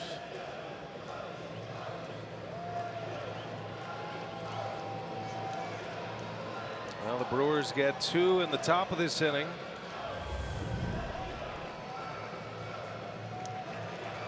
And Kratz, the 38-year-old catcher, some calming words for his young pitcher. 2nd and 3rd, nobody out. 2-0 is the count on Jesse Winker. And Taylor Williams hoping to find it quickly.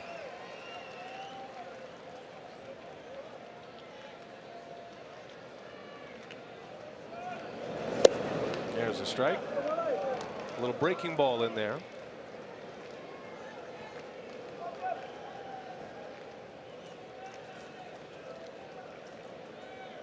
Williams was used in a hot spot on Thursday night. That Brewers comeback.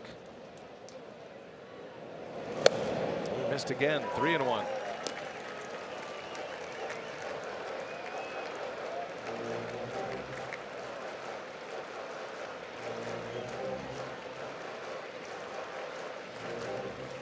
Williams, a big strikeout pitcher. He could use one here. He's going to have to come back to do it.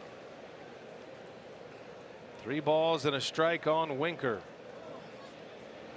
3-2. Another slider. Oh, 3-1 slider. Right.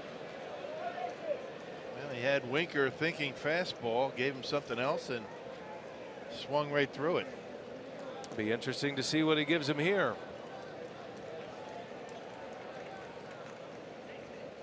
Inning started with a Jeanette single on the first pitch. Suarez had a 2-strike single. Then a wild pitch has him in scoring position. 3-2 is fouled away. Back to the slider. Yeah. He was right on that one. Let's see if he goes back to the fastball, though he's had a difficult time throwing the fastball for strikes. That's Adam Duvall due next. Reds are at the bottom of their order. Winker hits 6th in the lineup.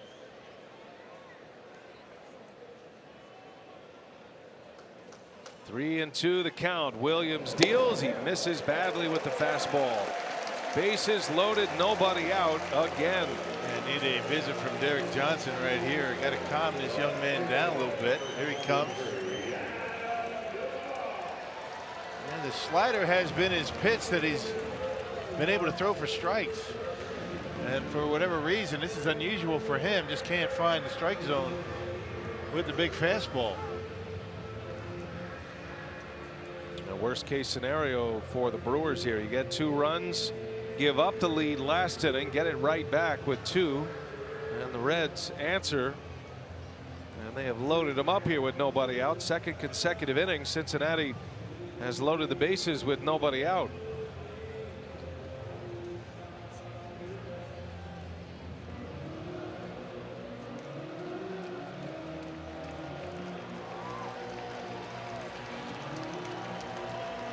Adam Duvall. Big power numbers, big strikeout numbers.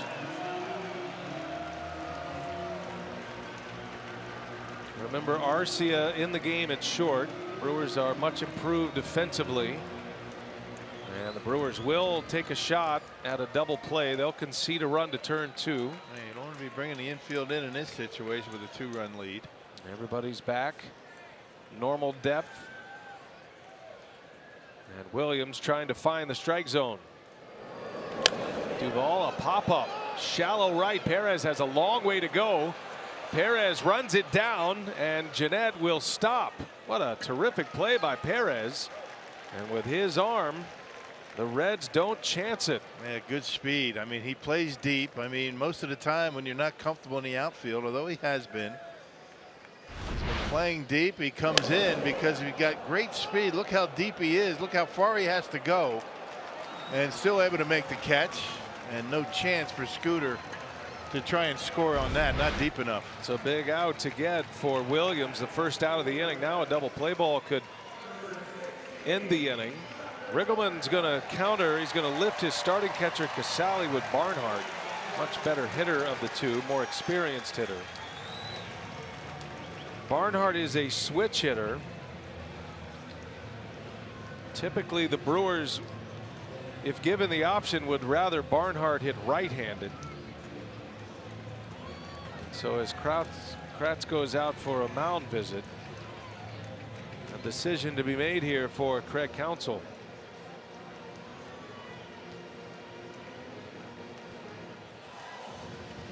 Pen is quiet for now.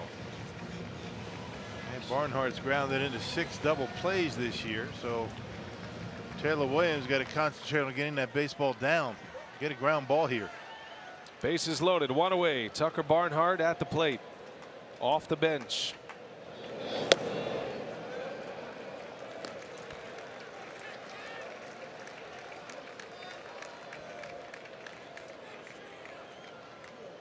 Barnhart as a pinch hitter this year. He has not done it often. He's 0 for 5.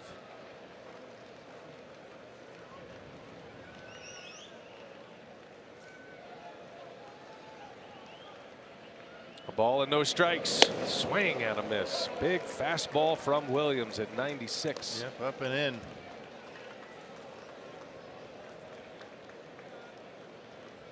Yeah, give him your best stuff here. That's the fastball. Keep it up in the zone.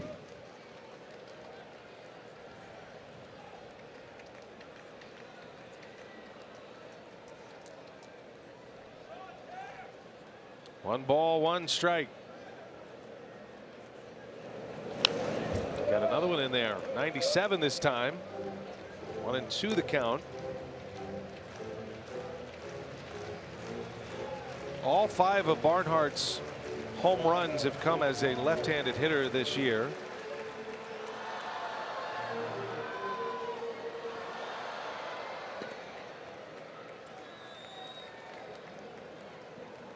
They are loaded up. 2 singles and a walk to start the inning. A Duvall pop-up into shallow right. And Williams dealing, and a little broken bat flare is going to fall. A base hit. In to score Jeanette. Suarez will stop at third. Barnhart delivers with a 2-strike RBI single. 3-2 Milwaukee. Yeah, got it in, but it was down, giving Barnhart a chance to get enough of it.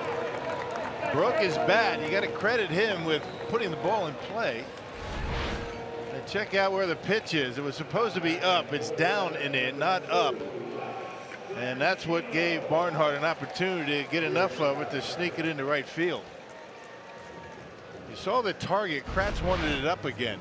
He didn't get it there.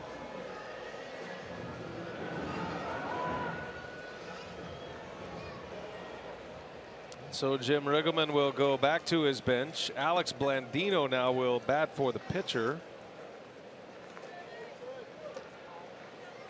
Bases loaded, 1 away.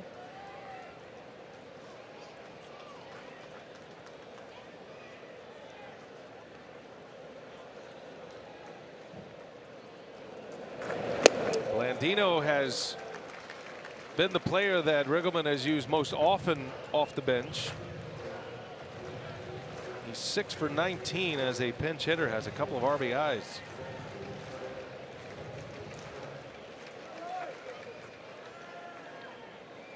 Williams desperate for a ground ball double play to get out of this, or a strikeout.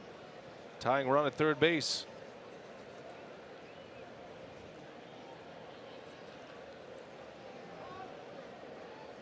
Best arm in the Brewers outfield, as you have seen, is in right field with Perez.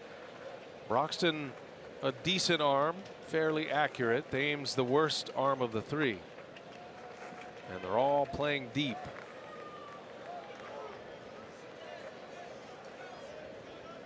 A ball and no strikes on Blandino. Caught the edge, 1-1. Yeah, corners playing deep, really, just not really accustomed to the outfield this year. We can just tell a guy that's comfortable in the outfield based on how deep he plays. Broxton not playing that deep in center.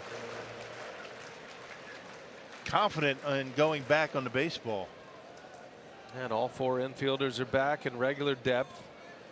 They'll try to make the play for the double play to get out of it on a ground ball. And that one catches the edge. Back-to-back sliders on the corner. It's 1-2 on Blandino.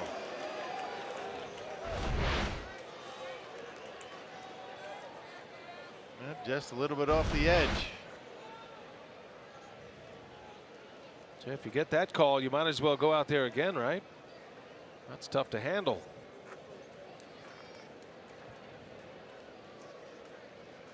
Blandino stands right on top of the plate.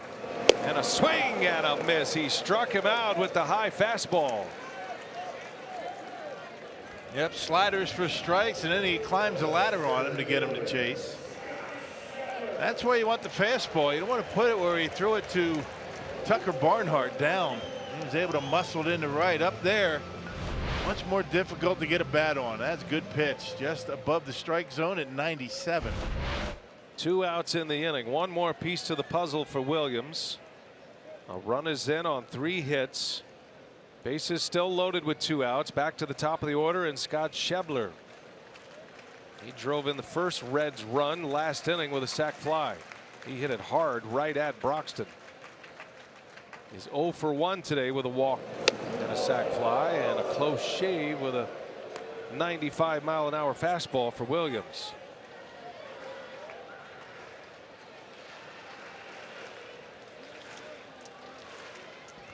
The Reds have stranded 5. Williams hoping to add 3 more to that count. Brewers have left 7 on here today.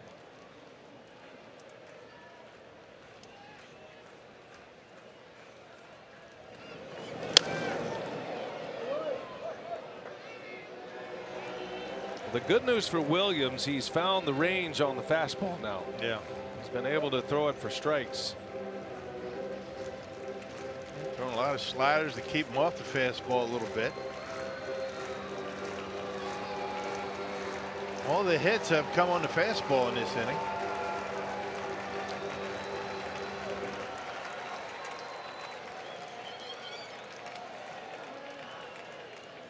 Williams now with 41 strikeouts in 30 innings this season. Schebler crouching down even with 1 strike. The 1-1 ground ball. Aguilar's over. He's got it. Tough throw right on the money with Williams covering. Taylor Williams walking the tightrope, gets out of the mess. The red strand, the bases loaded, and the Brewers still lead this game 3-2.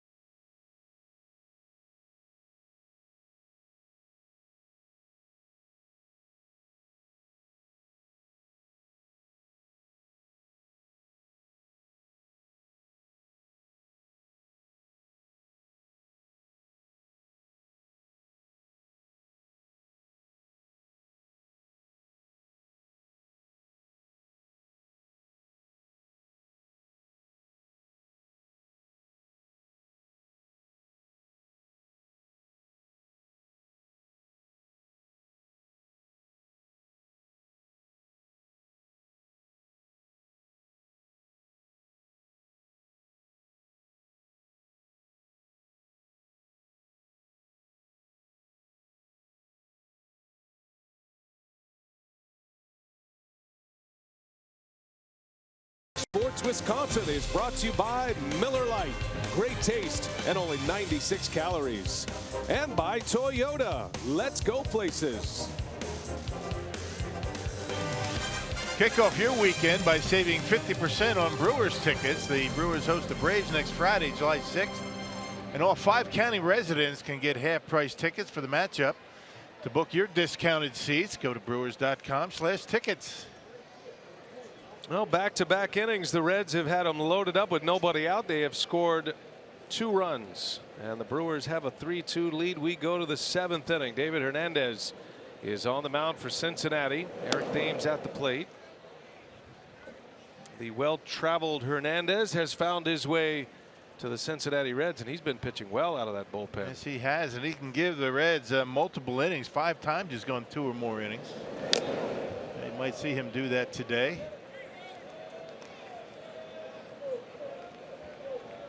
Hernandez started his career with the Orioles. He found a home in Arizona. He thrived as a Diamondback. Was part of their terrific bullpen. Well, he's bounced around a little bit lately. There's a breaking ball for a strike. Remember him with the Phillies a couple of years ago. Last year with the Angels, then went back to Arizona. And at 33 years of age, is having one of his better seasons with Cincinnati. And that's saying something, pitching half your games in this ballpark. A 1.63 earned run average for Hernandez. Yeah, keeps the ball down, fastball slider for him.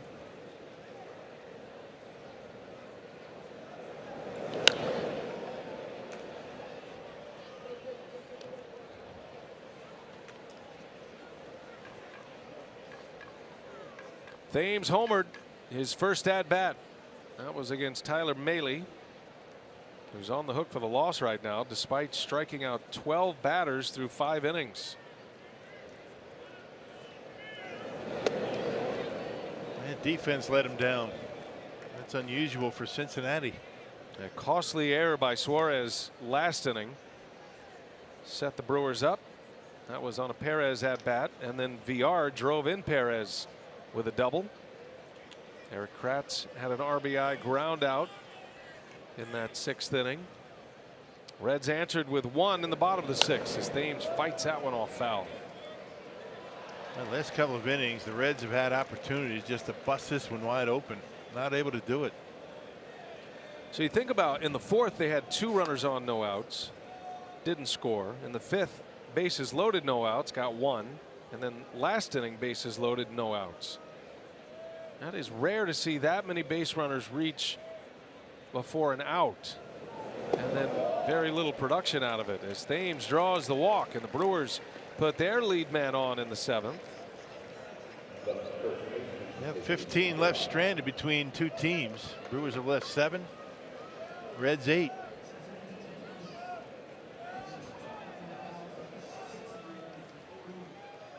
Jesus Aguilar. He's had a frustrating day at the plate, one of the rare ones this year for Aguilar. 3 Ks. He's 0 for 3. Struck out with the bases loaded his last time up. And if there was ever a hitter that's glad to see Mahle out of this game, it's Jesus Aguilar. That slider gave him fits. Yeah, just couldn't pick it up. Didn't see it. Lead man on for Aguilar. 7th inning. 3-2 Brew Crew trying to win 3 in a row here in this series. And a win today by Milwaukee would be their 8th consecutive victory against Cincinnati.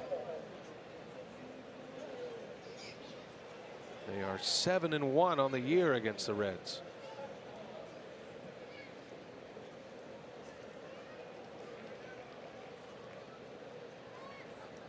No balls, 2 strikes.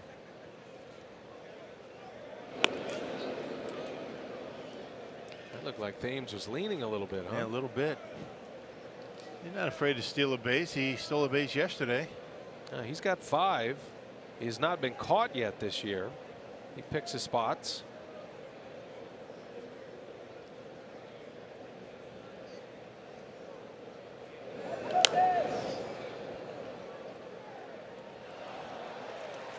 Only Nolan Arenado has a better batting average with 2 strikes than Jesus Aguilar in the majors.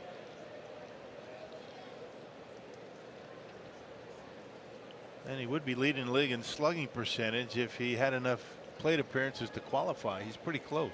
Yeah, he'll get there shortly by the All-Star break if he keeps playing and stays healthy. Little tapper to the mound. Hernandez to first. Aguilar's retired. It'll work like a bunt though as the Brewers put a runner in scoring position with 1 away. And a rare offer for Jesus Aguilar thus far. Travis Shaw at the plate, presented by Wendy's. He has walked twice, struck out in the 5th. Has seen a lot of pitches over the last couple of days.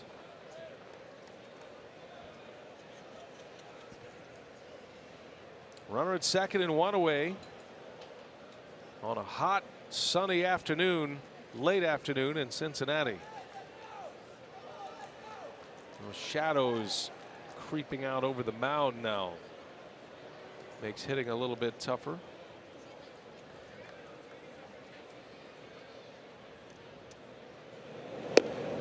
Hey, you're sitting in the shade and your hitter's background is in the bright sunshine. That makes it a little bit more difficult to pick up spin on that baseball. Of course, catcher, umpire, hitter are glad to be out of the sun right now.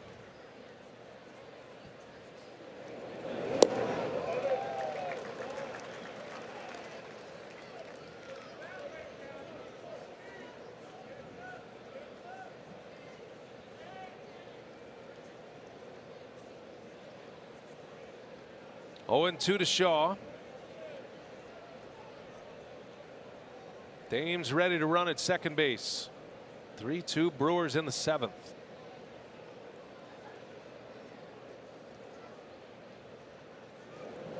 And a little half swing. He goes. Shaw is out. A strikeout for Hernandez, his first. That is the Brewers' 14th strikeout as an offense today. 2 gone, runner at second as Shaw goes down swinging. That breaking pitch in the dirt. Oh, we've seen a lot of that in this series.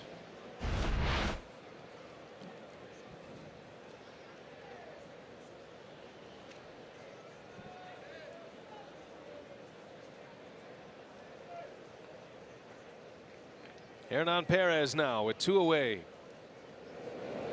He's had a nice game today. Perez hustling all the way out of the box on what looked like a routine ground ball to third base. Because he was running hard, that little bobble by Suarez, Perez beat it out, ended up as a lead error. And then Hernan would score on the VR double. Probably wouldn't have had any runs had he not been hustling down the line. He's thrown a runner out at third. Playing right field today, Perez. Made a couple of nice catches. Versatile player. He is so valuable when the Brewers are in the predicament they're in. Strikes out here to win the inning. Back-to-back Ks for Hernandez. Stretch time in Cincinnati. The Brewers lead it 3-2.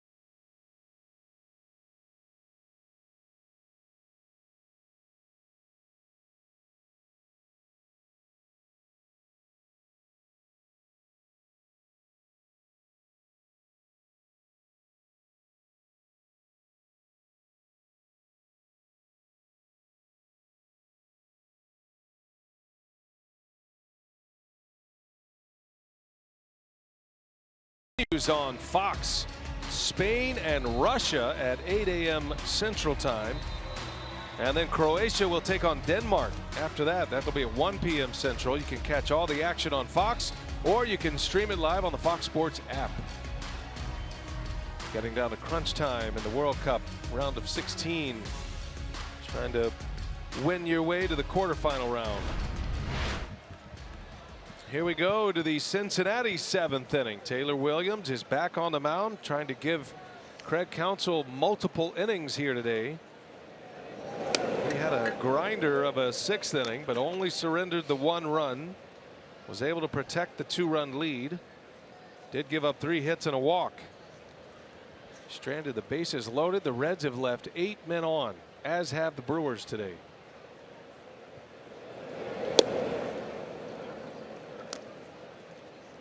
Peraza, Votto, and Jeanette coming up here in the 7th inning. Yeah, this might be the only hitter that Williams is going to face here. Peraza, you got 2 lefties coming up. There's a Gursky getting loose.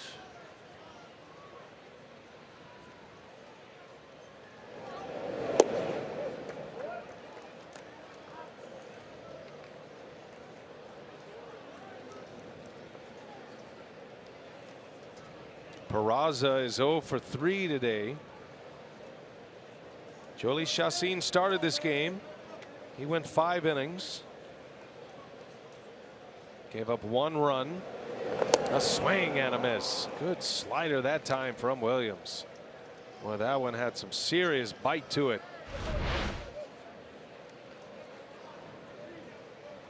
And had a little bit more on it, 985 miles an hour.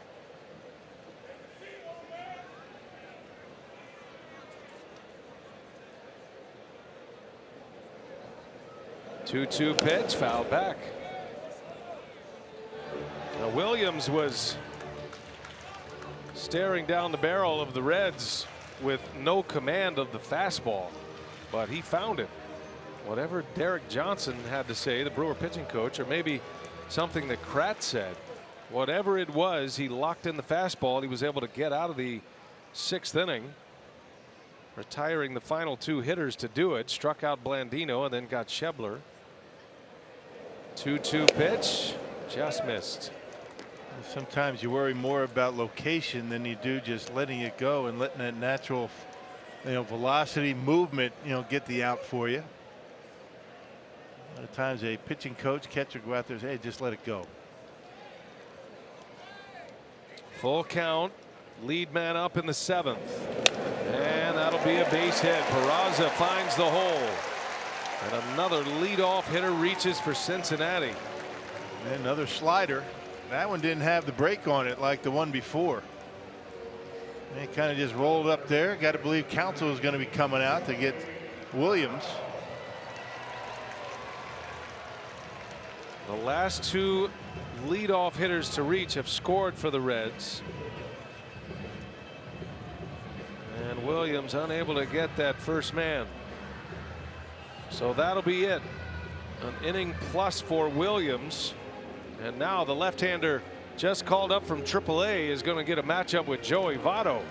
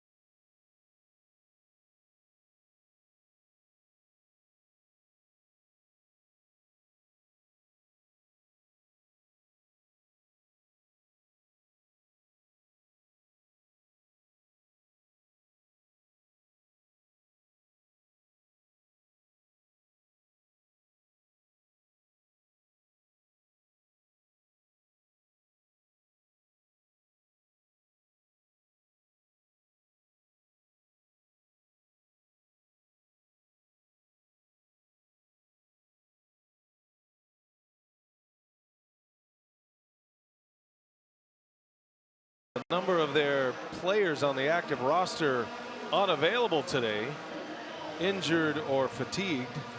It's going to be Mike Zagurski on the mound to pitch for Milwaukee, making his Brewers debut. And Zagurski called up from AAA Colorado Springs. They like the way he was pitching down there. A lot of fastballs, and a fastball that has been hard to hit at the AAA level. They had 3 saves down there. The thing you like is 48 strikeouts in 30 innings of work. Had that earned run average around 4. And you see the strikeout numbers in 32 games for AAA.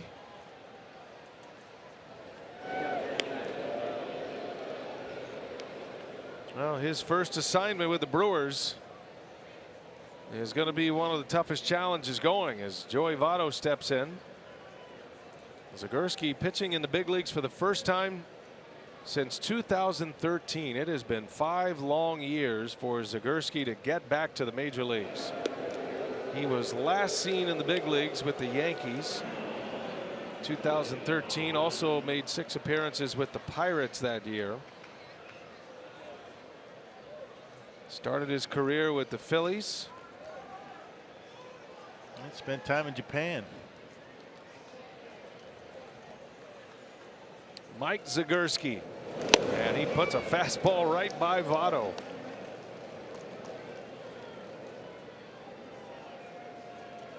Last year, Zagurski pitched in the Tigers organization. He was in AA and AAA last year. And those 2 years in Japan, the first year was 15 in Hiroshima, and then he was in Yokohama in 2016. Always a reliever. Fastball strike, another one. 95 with the fastball from Zagurski. And a little off the edge, and Chad Fairchild gave it to him. Check it out, see where he's setting up, and bingo right off the corner. Zagurski has actually faced Votto once in his career. He walked him. He would probably be the only one that has seen Zagurski. A nice easy delivery. Ball just kind of jumps out of his hand. Pretty straight fastball, not a lot of movement on it. First two fastballs right on the outside corner.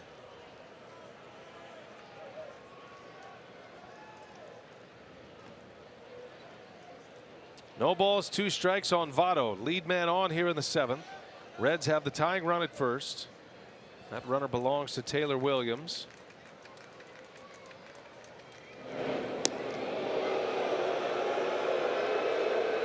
Yeah, why not keep him close? Peraza steals bases. Might be a running chance here. He's got 14 stolen bases, be caught twice.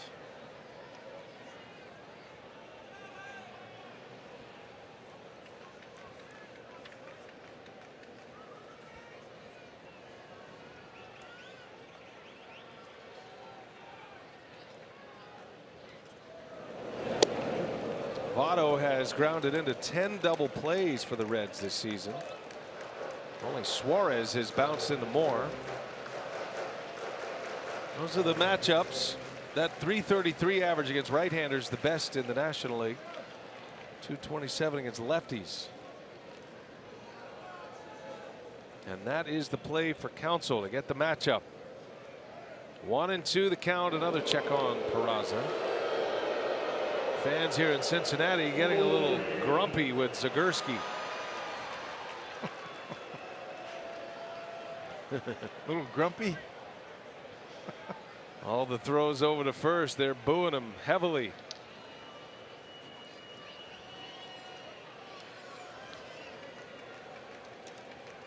Short-handed and all, the Brewers still lead this game. Zagurski deals and just missed. 96 with a fastball, and Votto, who knows his strike zone so well, didn't bite on it. Just off the outside corner. Let's see if he tries to come inside. Everything away so far.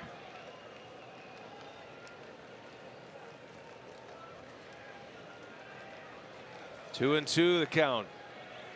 Coming home, swinging a foul. He was late.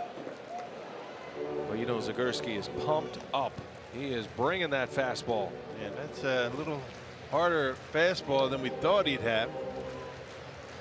Nice, easy, fluid delivery. It was the road numbers at AAA that caught the eye of the Brewers and why they felt good about bringing him up and giving him the chance in the big leagues. His overall ERA was over 5, but his road earned run average was 1.06. Gave up just 2 earned runs away from Colorado Springs. Pitch is a fastball and it misses barely. 3-2 the count. Well, the pitches these guys take, my goodness. That's been a strike at times tonight or today. I guess not that pitch. It has been a floating strike zone all day. Scooter Gennett due next.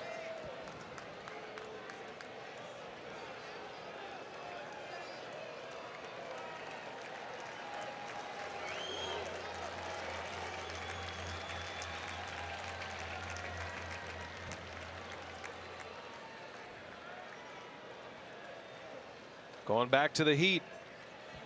3-2 the count to Votto. Runner goes. Pitch is outside, ball 4.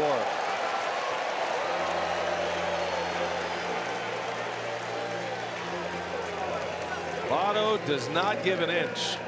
Well, he was struck out the pitch before. It was on the edge. Looked like a pretty good pitch. It's amazing, two things, that they don't swing at those and they don't call them. That close. Their pitcher should be rewarded for making a pitch like that. Not today. Votto leads the league in walks. He is on for the second time. Now it's Scooter Gennett. Again, the Reds put 2 on with nobody out. They've done that in the last 4 innings. Twice they've extended it to bases loaded, nobody out.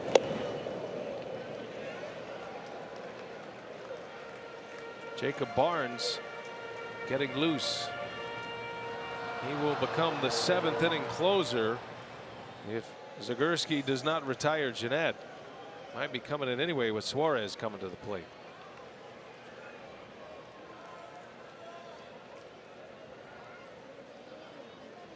Two on, nobody out. There's a strike. Breaking ball. Pretty much same pitch that Zagorski threw to Votto. Same spot on the edge. That time a strike.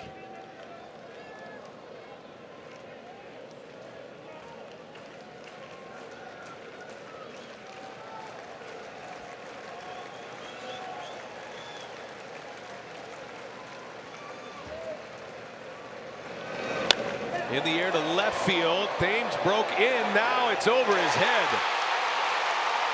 In to score Peraza. Votto to third. And Eric Thames with that setting sun.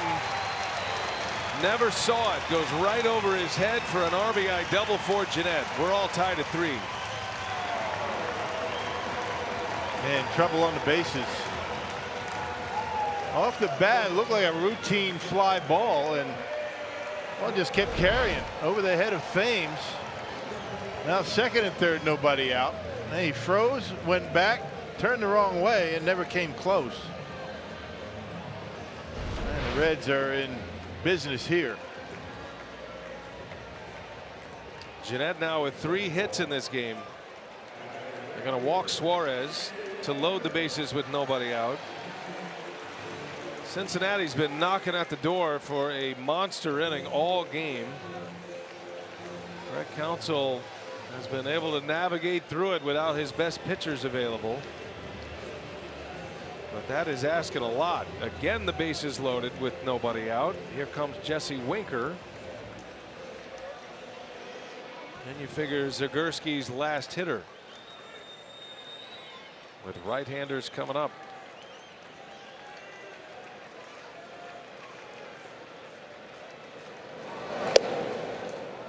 Yeah, Winker gets that one called on him. That's the thing, Ron. You know, just you don't know. I mean, you wouldn't call it on Votto, but Winker gets the ring up. Yeah, you get Votto on strikes on that. I mean, it's a completely different inning. That was a much worse pitch than the Votto. Yeah, flip a coin back there. Maybe all that arguing does pay off that Joey Votto does. Umpires don't want to deal with it. That's a base hit. Winker slaps one to the opposite field. Another run is in. And the Reds have the lead 4-3. Station to station they go. And still nobody out.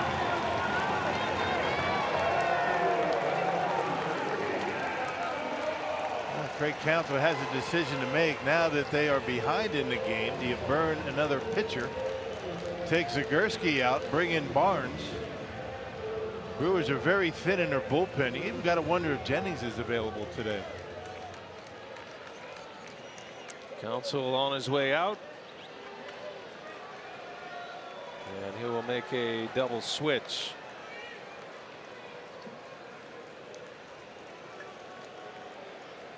It is unraveling quickly here for the Brewers in the 7th. 2 runs are in. Still bases loaded, nobody out. 3 hits and 2 walks in the inning for Cincinnati. And a pitching change, a double switch. Sogard is on his way to play the outfield. I think that's going to move Thames over to right. Looks like the play is going to be for Perez here, the double switch. So a pitching change, and the Brewers needing a little magic here in this 7th inning.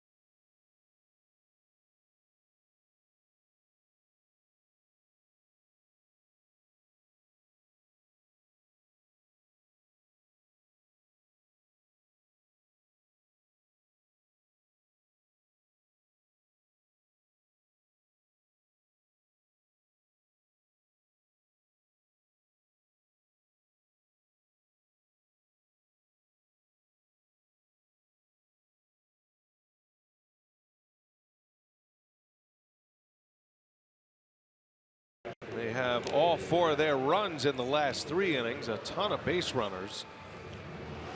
And Craig Counsell is running out of options in his bullpen, but one of his best bullets he has available is Jacob Barnes. Thames is going to go to right field as Sogard comes in to play left. Just his 2nd game in left field. And Jacob Barnes is on the mound, inheriting a mess with the bases loaded and nobody out. Yeah, Jacob Barnes last pitched on Monday against Kansas City, so it's been a while for him. 2/3 of an inning. Gave up a hit, a walk, a strikeout. Has been unscored upon in 25 of 29 appearances. Coming in here with nobody out in a big mess.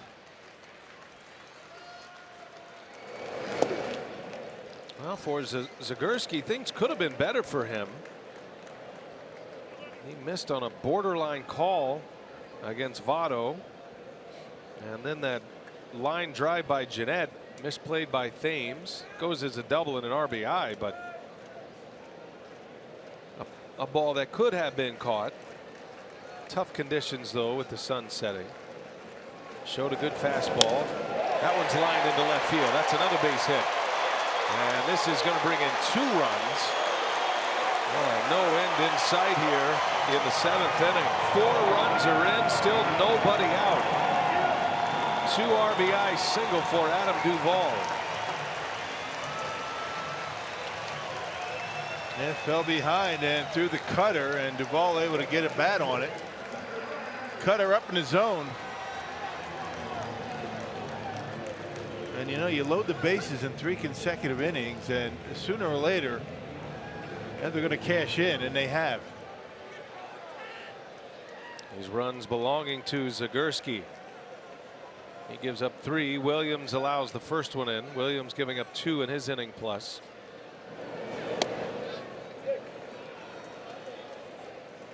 Second at bat for Tucker Barnhart. He pinch hit last inning, had an RBI single that got the Reds within a run. 6-3 Cincinnati now in the 7th. Still nobody out. 4 hits and 2 walks in this inning.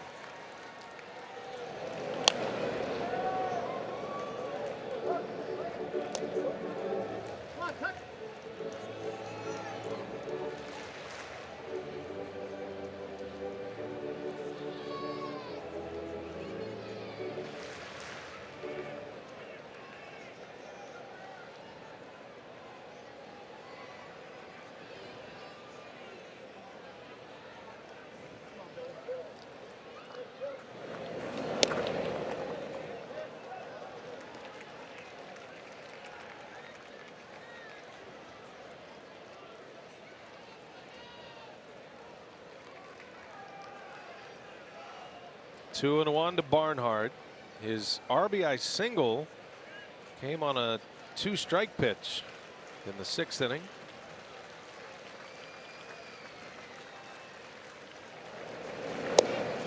Barnes misses. 3-1 now. Man, having a difficult time with the cutter. Fastball usually always there with the big velocity. The cutter has been inconsistent so far in this appearance. It's been such a good pitch for him.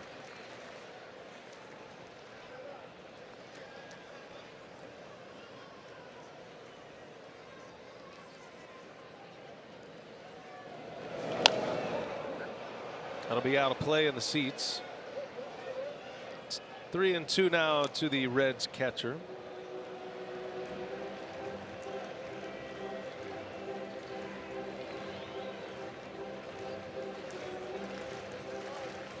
Cubs won today. They beat the Twins.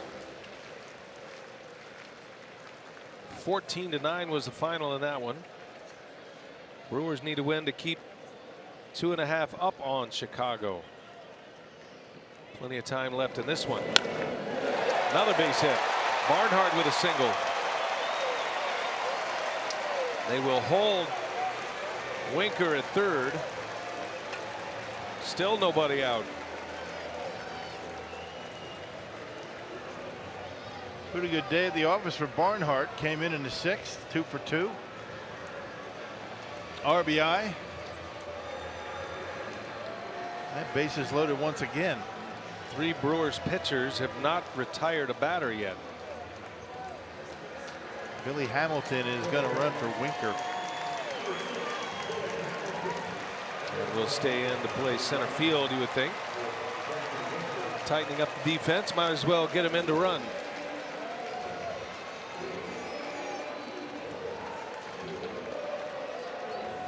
Yeah, look who's coming up to pinch hit here. Michael Lorenzen, the relief pitcher who homered yesterday. He's got 2 homers in the last 2 weeks. Well, the Reds only have 1 guy left on the bench. That's Dixon. They started the game with 4 on the bench. 3 now have been used with Hamilton pinch running.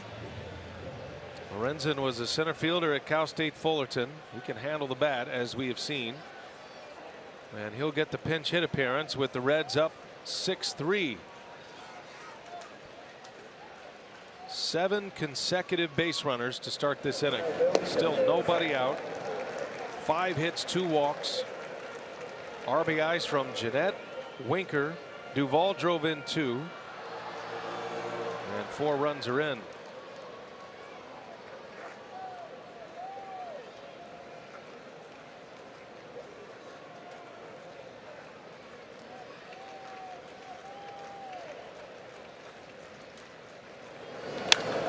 A high fly ball to left. That's got a chance. This is going to fly out of here. Michael Lorenzen hits a grand slam. A relief pitcher pinch hitting has put this game away. Second home run in as many days. It's 10-3 Cincinnati. Unbelievable. This guy hit a home run yesterday. Wow. Homered on the last road trip. One of their best hitters. Craig Counsell now contemplating, I would imagine, to save his bullpen any further work, bringing Hernan Perez for a couple innings.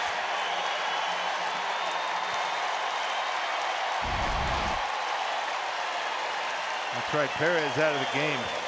Curtain call for Lorenzen. Yeah, let the smoke settle here. Or not. Yeah, I'll just keep going. Just play. Don't need to see.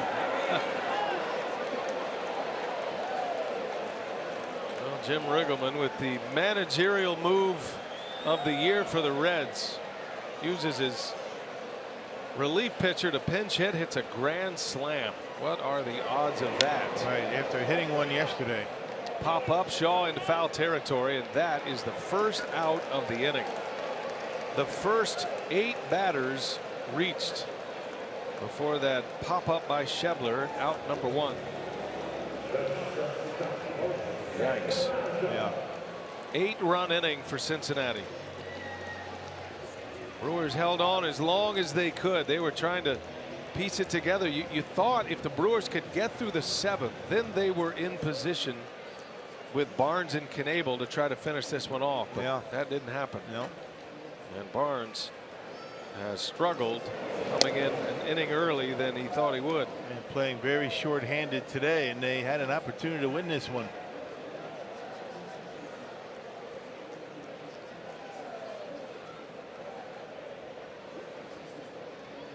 Jose Peraza started it all with a base hit off Williams.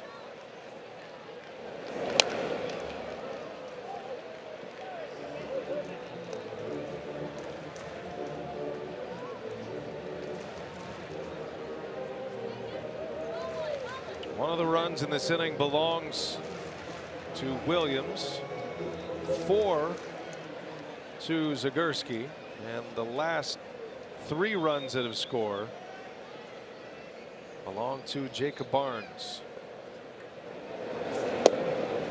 It's the second time that a Reds pitcher has hit a grand slam this year. Anthony DeSclafani hit one against the Cubs.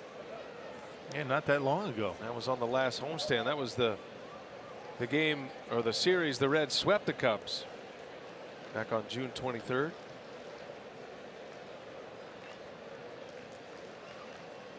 Still just 1 out, and make it 2 now as Peraza strikes out. The 10th batter of the inning. Man, this was the pivotal at bat. Joey Votto in the beginning of this inning drew a walk. Looked like it could have been a strike call, but he got the walk, and then the floodgates opened.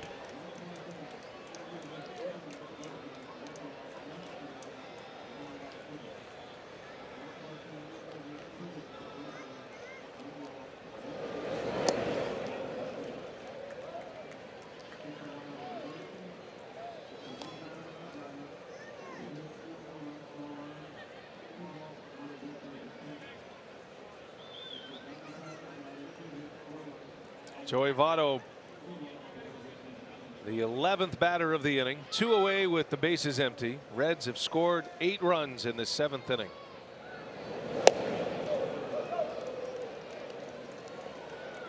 Taylor Williams goes an inning plus with 4 hits and 2 earned runs. Zagorski did not retire a batter, 2 hits and 4 earned runs. He walked 2. And Barnes has given up 3 thus far.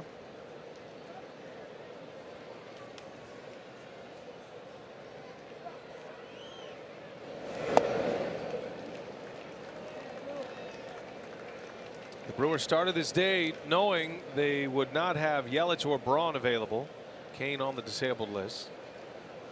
And as this game took shape, maybe more pressing, knowing they would not have Hader or Jeffress available today with heavy usage over the last week. Yep, and Dan Jennings had thrown 3 out of the last 4 days. Into the shift. VR's got it, and this inning is finally over. But it was some serious damage by the Reds, including a grand slam by their pitcher, Michael Lorenzen. 8-run inning, 10-3 Cincinnati.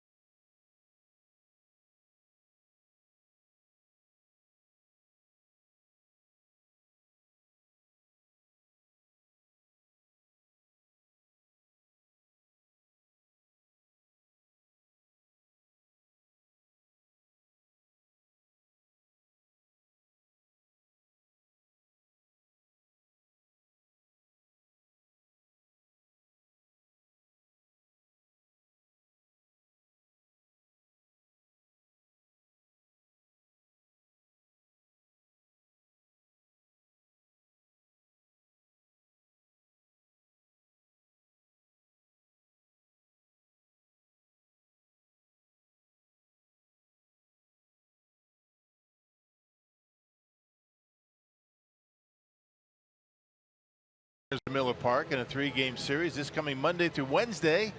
Check out the complete schedule, which includes big gate giveaways and $1 hot dogs on Independence Day. That's Wednesday, July 4th at Brewers.com.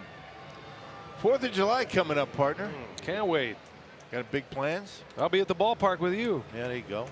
Get the grill out, take a dip in the pool or maybe the lake. Dylan Floro taking over here in the 8th. We saw him on Thursday. Couple innings for him on Thursday. Gave up a run. Overall, pretty good numbers for the right-hander. 23rd appearance. Earned run average just a bit over 3. Billy Hamilton stays in to play center field. That moves Schebler to right. Hamilton came in as a pinch runner last inning. An 8-run inning undoing the Brewers in the 7th. I will be very curious to see what Counsell does on the pitching side next inning, which will be, barring a big comeback, the last at bat for the Reds. Well, the only position player available to Craig is going to be Manny Pena. Doesn't figure that would be an option to pitch. No. You wouldn't want your catcher in there throwing that way. There's VR with a liner to right, going to be caught by Schebler. Out number 1. The Reds now have 8 grand slams this year, partner. 8 of them. Yeah. 2 by pitchers. Yeah. DeSclafani hit one, as you mentioned. This is a very good hitting ball club. The Brewers have really been able to keep him down for 2 games, but they were tempting fate in this game. Reds loaded the bases 3 consecutive innings.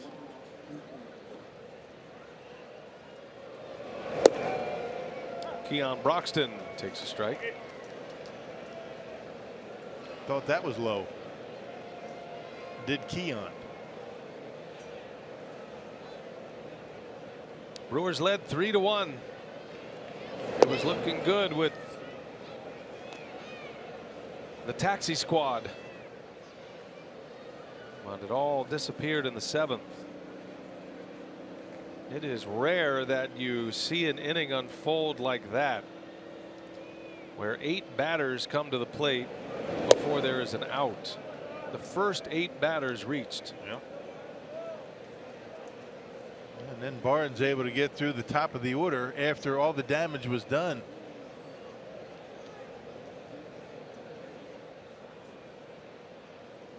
Floro gets the call and a 10-3 lead. Little half swing. Look out in that Reds dugout.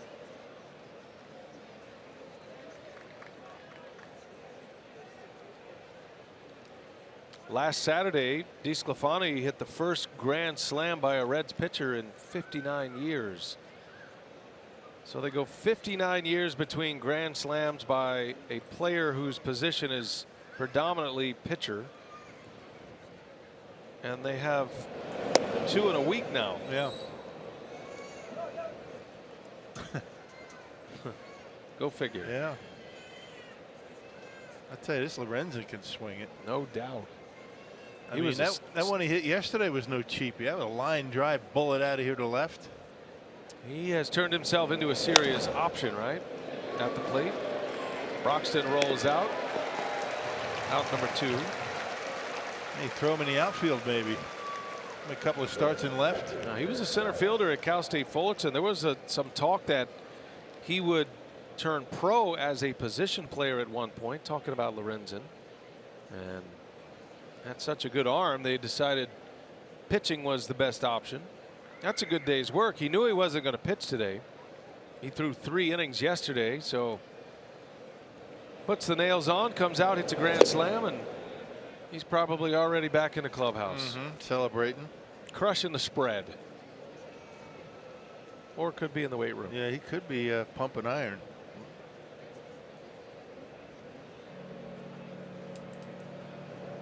Eric Kratz takes a strike. Big boat's coming in for you, partner. I heard it. You know, I've been on that boat. That little tour boat up the river, the Ohio. You ever done that? I have not. I've walked across the Ohio. I've not actually been on a boat over the Ohio. You've walked across the Ohio River? Yes, I have, on that blue on the bridge. over Oh, there. that's what you said. You've crossed the water. I know you walk on water at times, but that's our first baseman. Jesus.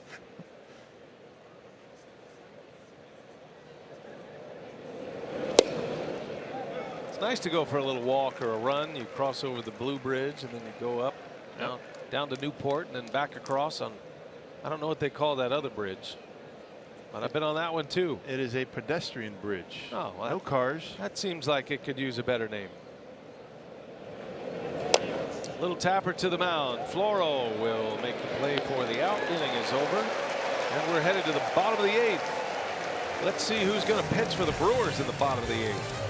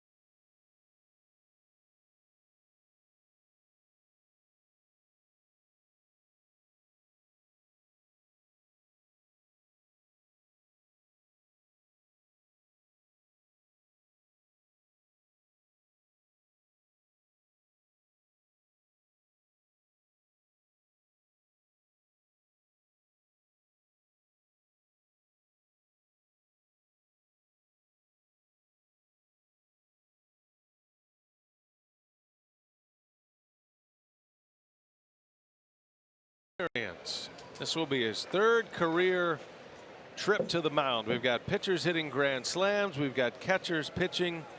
Manny Pena will come in to catch him here in the bottom of the 8th. And Eric Kratz, I'm sure he volunteered for this. He actually pitched for 2 different teams in 2016. He pitched in a game for the Astros and then pitched again for the Pirates that year. So not only has he pitched with 2 teams, he's pitched in both leagues. And he's got a knuckleball. That's right. He throws a knuckleball. He just threw one to Scooter. And how was it? Just a bit outside. Scooter Jeanette. And Kratz trying to stay under hitting speed at this point. But we're going to have strikes. He knows it.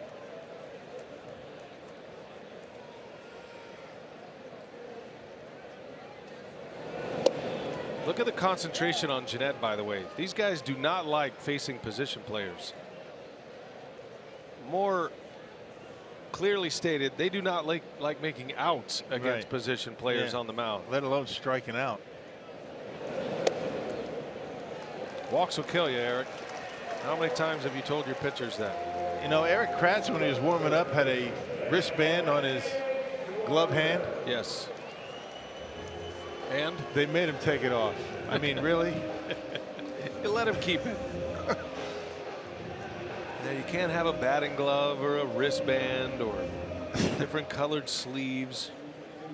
That's his first walk in the major leagues. Can't use a catcher's mitt. He does have a strikeout as a pitcher, by the way.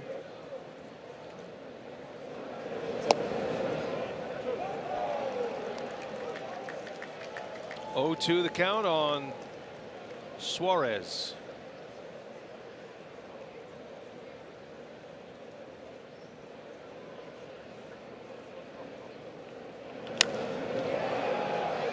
He's got him right where he wants him right now. Got a nice slide step. That was good. Straight over the top. He didn't have the full extension. He's got that catcher throw. I thought maybe he was going to go with the knuckleball there, but did not.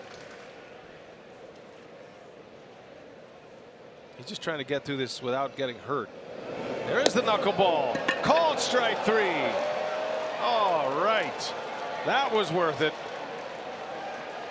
A backwards K on a 59-mile-an-hour knuckleball. Yep.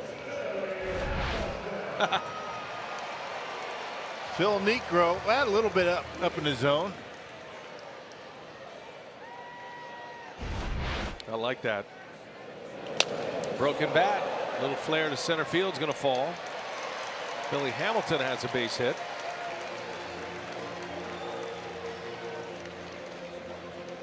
Well, it couldn't have a better time for the Tavern of the Game. It's time for a cold one. Bleachers Pub in Westby. If they call the Brewers by 10 o'clock tomorrow morning, they get 40 tickets to a Friday night game. In the Miller Lite Beer Pen, this offer courtesy of the Tavern League of Wisconsin.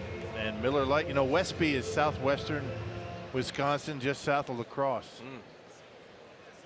Go ahead, say what you say. Say hello to all of our friends in Westby.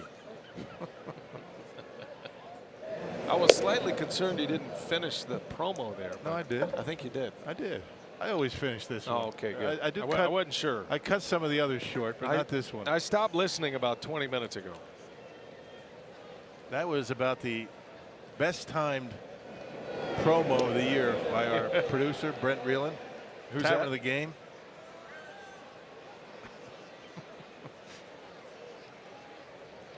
Bleachers Pub.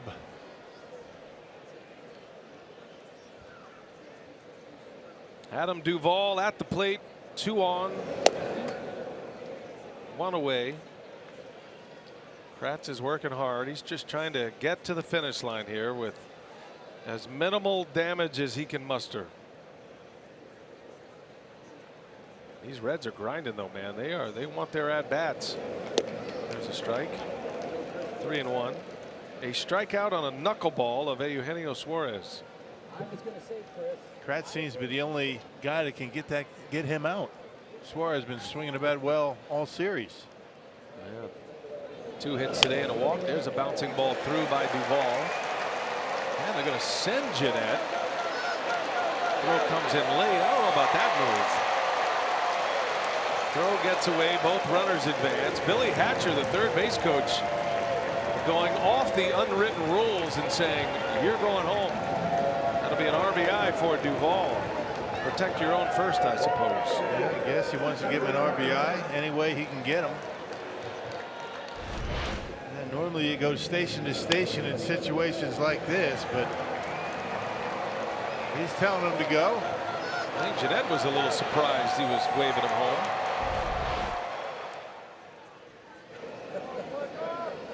No mercy for Billy Hatcher. There's Barnhart again. Brewers led this game 3-1 after 5. Led it 3-2 after 6. And that's when the wheels came off.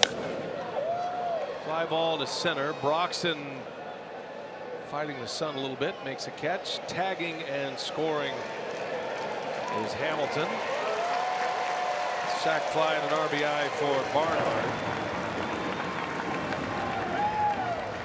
Don't mind that one at all. You're protecting that bat for your hitter. Yeah, there was a day, I think, you know, when I think that the Brewers dugout might have been giving Hatcher the business on that send.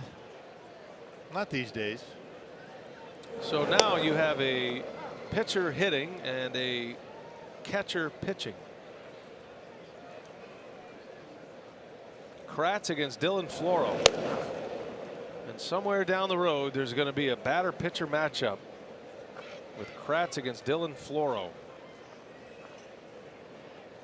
And there's a story behind it. Here is Arcia. And Kratz does his job. He gets to the finish line. We head for the ninth, 12-3 Cincinnati.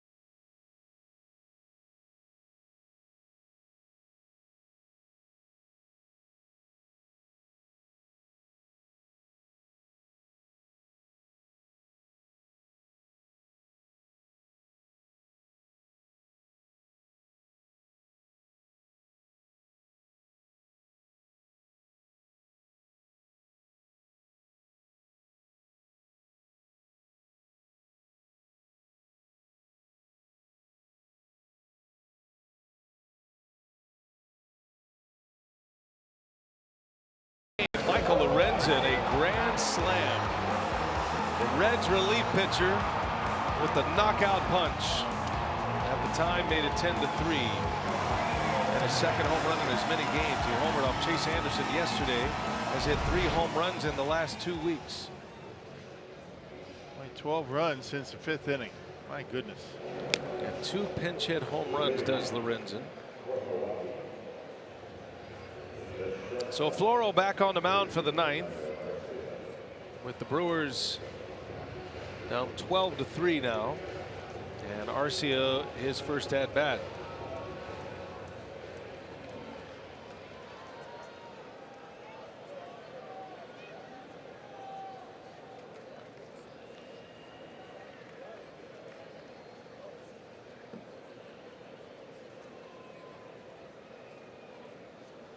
Brewers will turn it around, do it again tomorrow, and a chance to win the series against the Reds tomorrow. This will be a game that will be easy to put away. Yeah. Brewers won the first 2. They played very well. Didn't have a lot of their pieces today, injuries or fatigue from pitchers. And they hung in there until the 6th inning. What will be interesting on Brewers Live post game, if it comes that fast, will be if the Brewers make a player move, because can they afford to go another game with only 3 players on the bench? That is leaving the manager extremely shorthanded. He's hoping Yelich could be available, hoping Braun would be available, but we'll see how they play it. That means somebody would have to go on the DL, or you might see a move as Arcia strikes out. I think there's almost certainly a move coming tonight. Just don't know where it will be. Right. I mean, it's just one of those things. You just can't play with only 3 guys available on your bench, especially when none of them are outfielders. And all your outfielders are hurt, basically. Here's Eric Sogard, his first at bat of the game.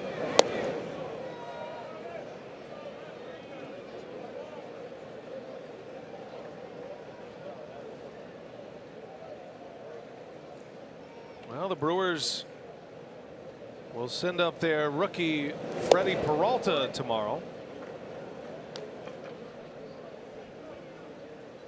Airtime tomorrow is 11:30 a.m. First pitch just after the noon hour. Central. 1 o'clock local. This is going to snap the Brewers' winning streak against the Reds. They had won 7 straight.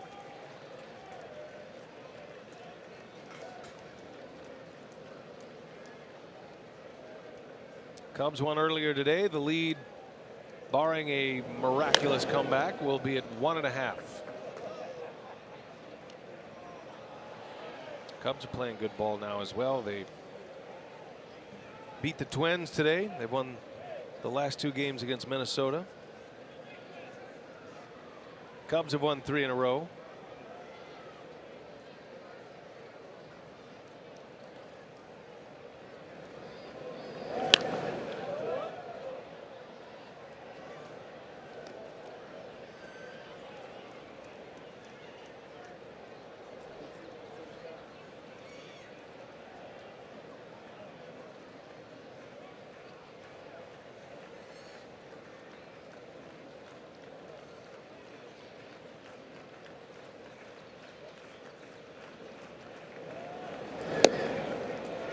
Called strike 3. And Sogard is out.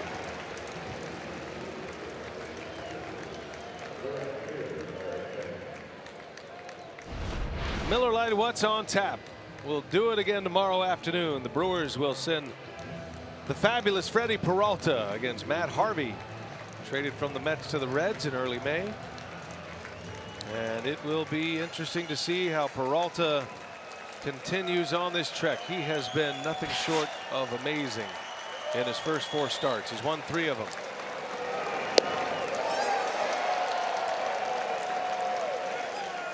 "17 strikeouts today by Brewer hitters. That is a Reds team record for strikeouts in a 9-inning game. It's happened 4 times. Last time it was done 1998. A strikeout here. They will have a new record by a pitching staff in a 9-inning game.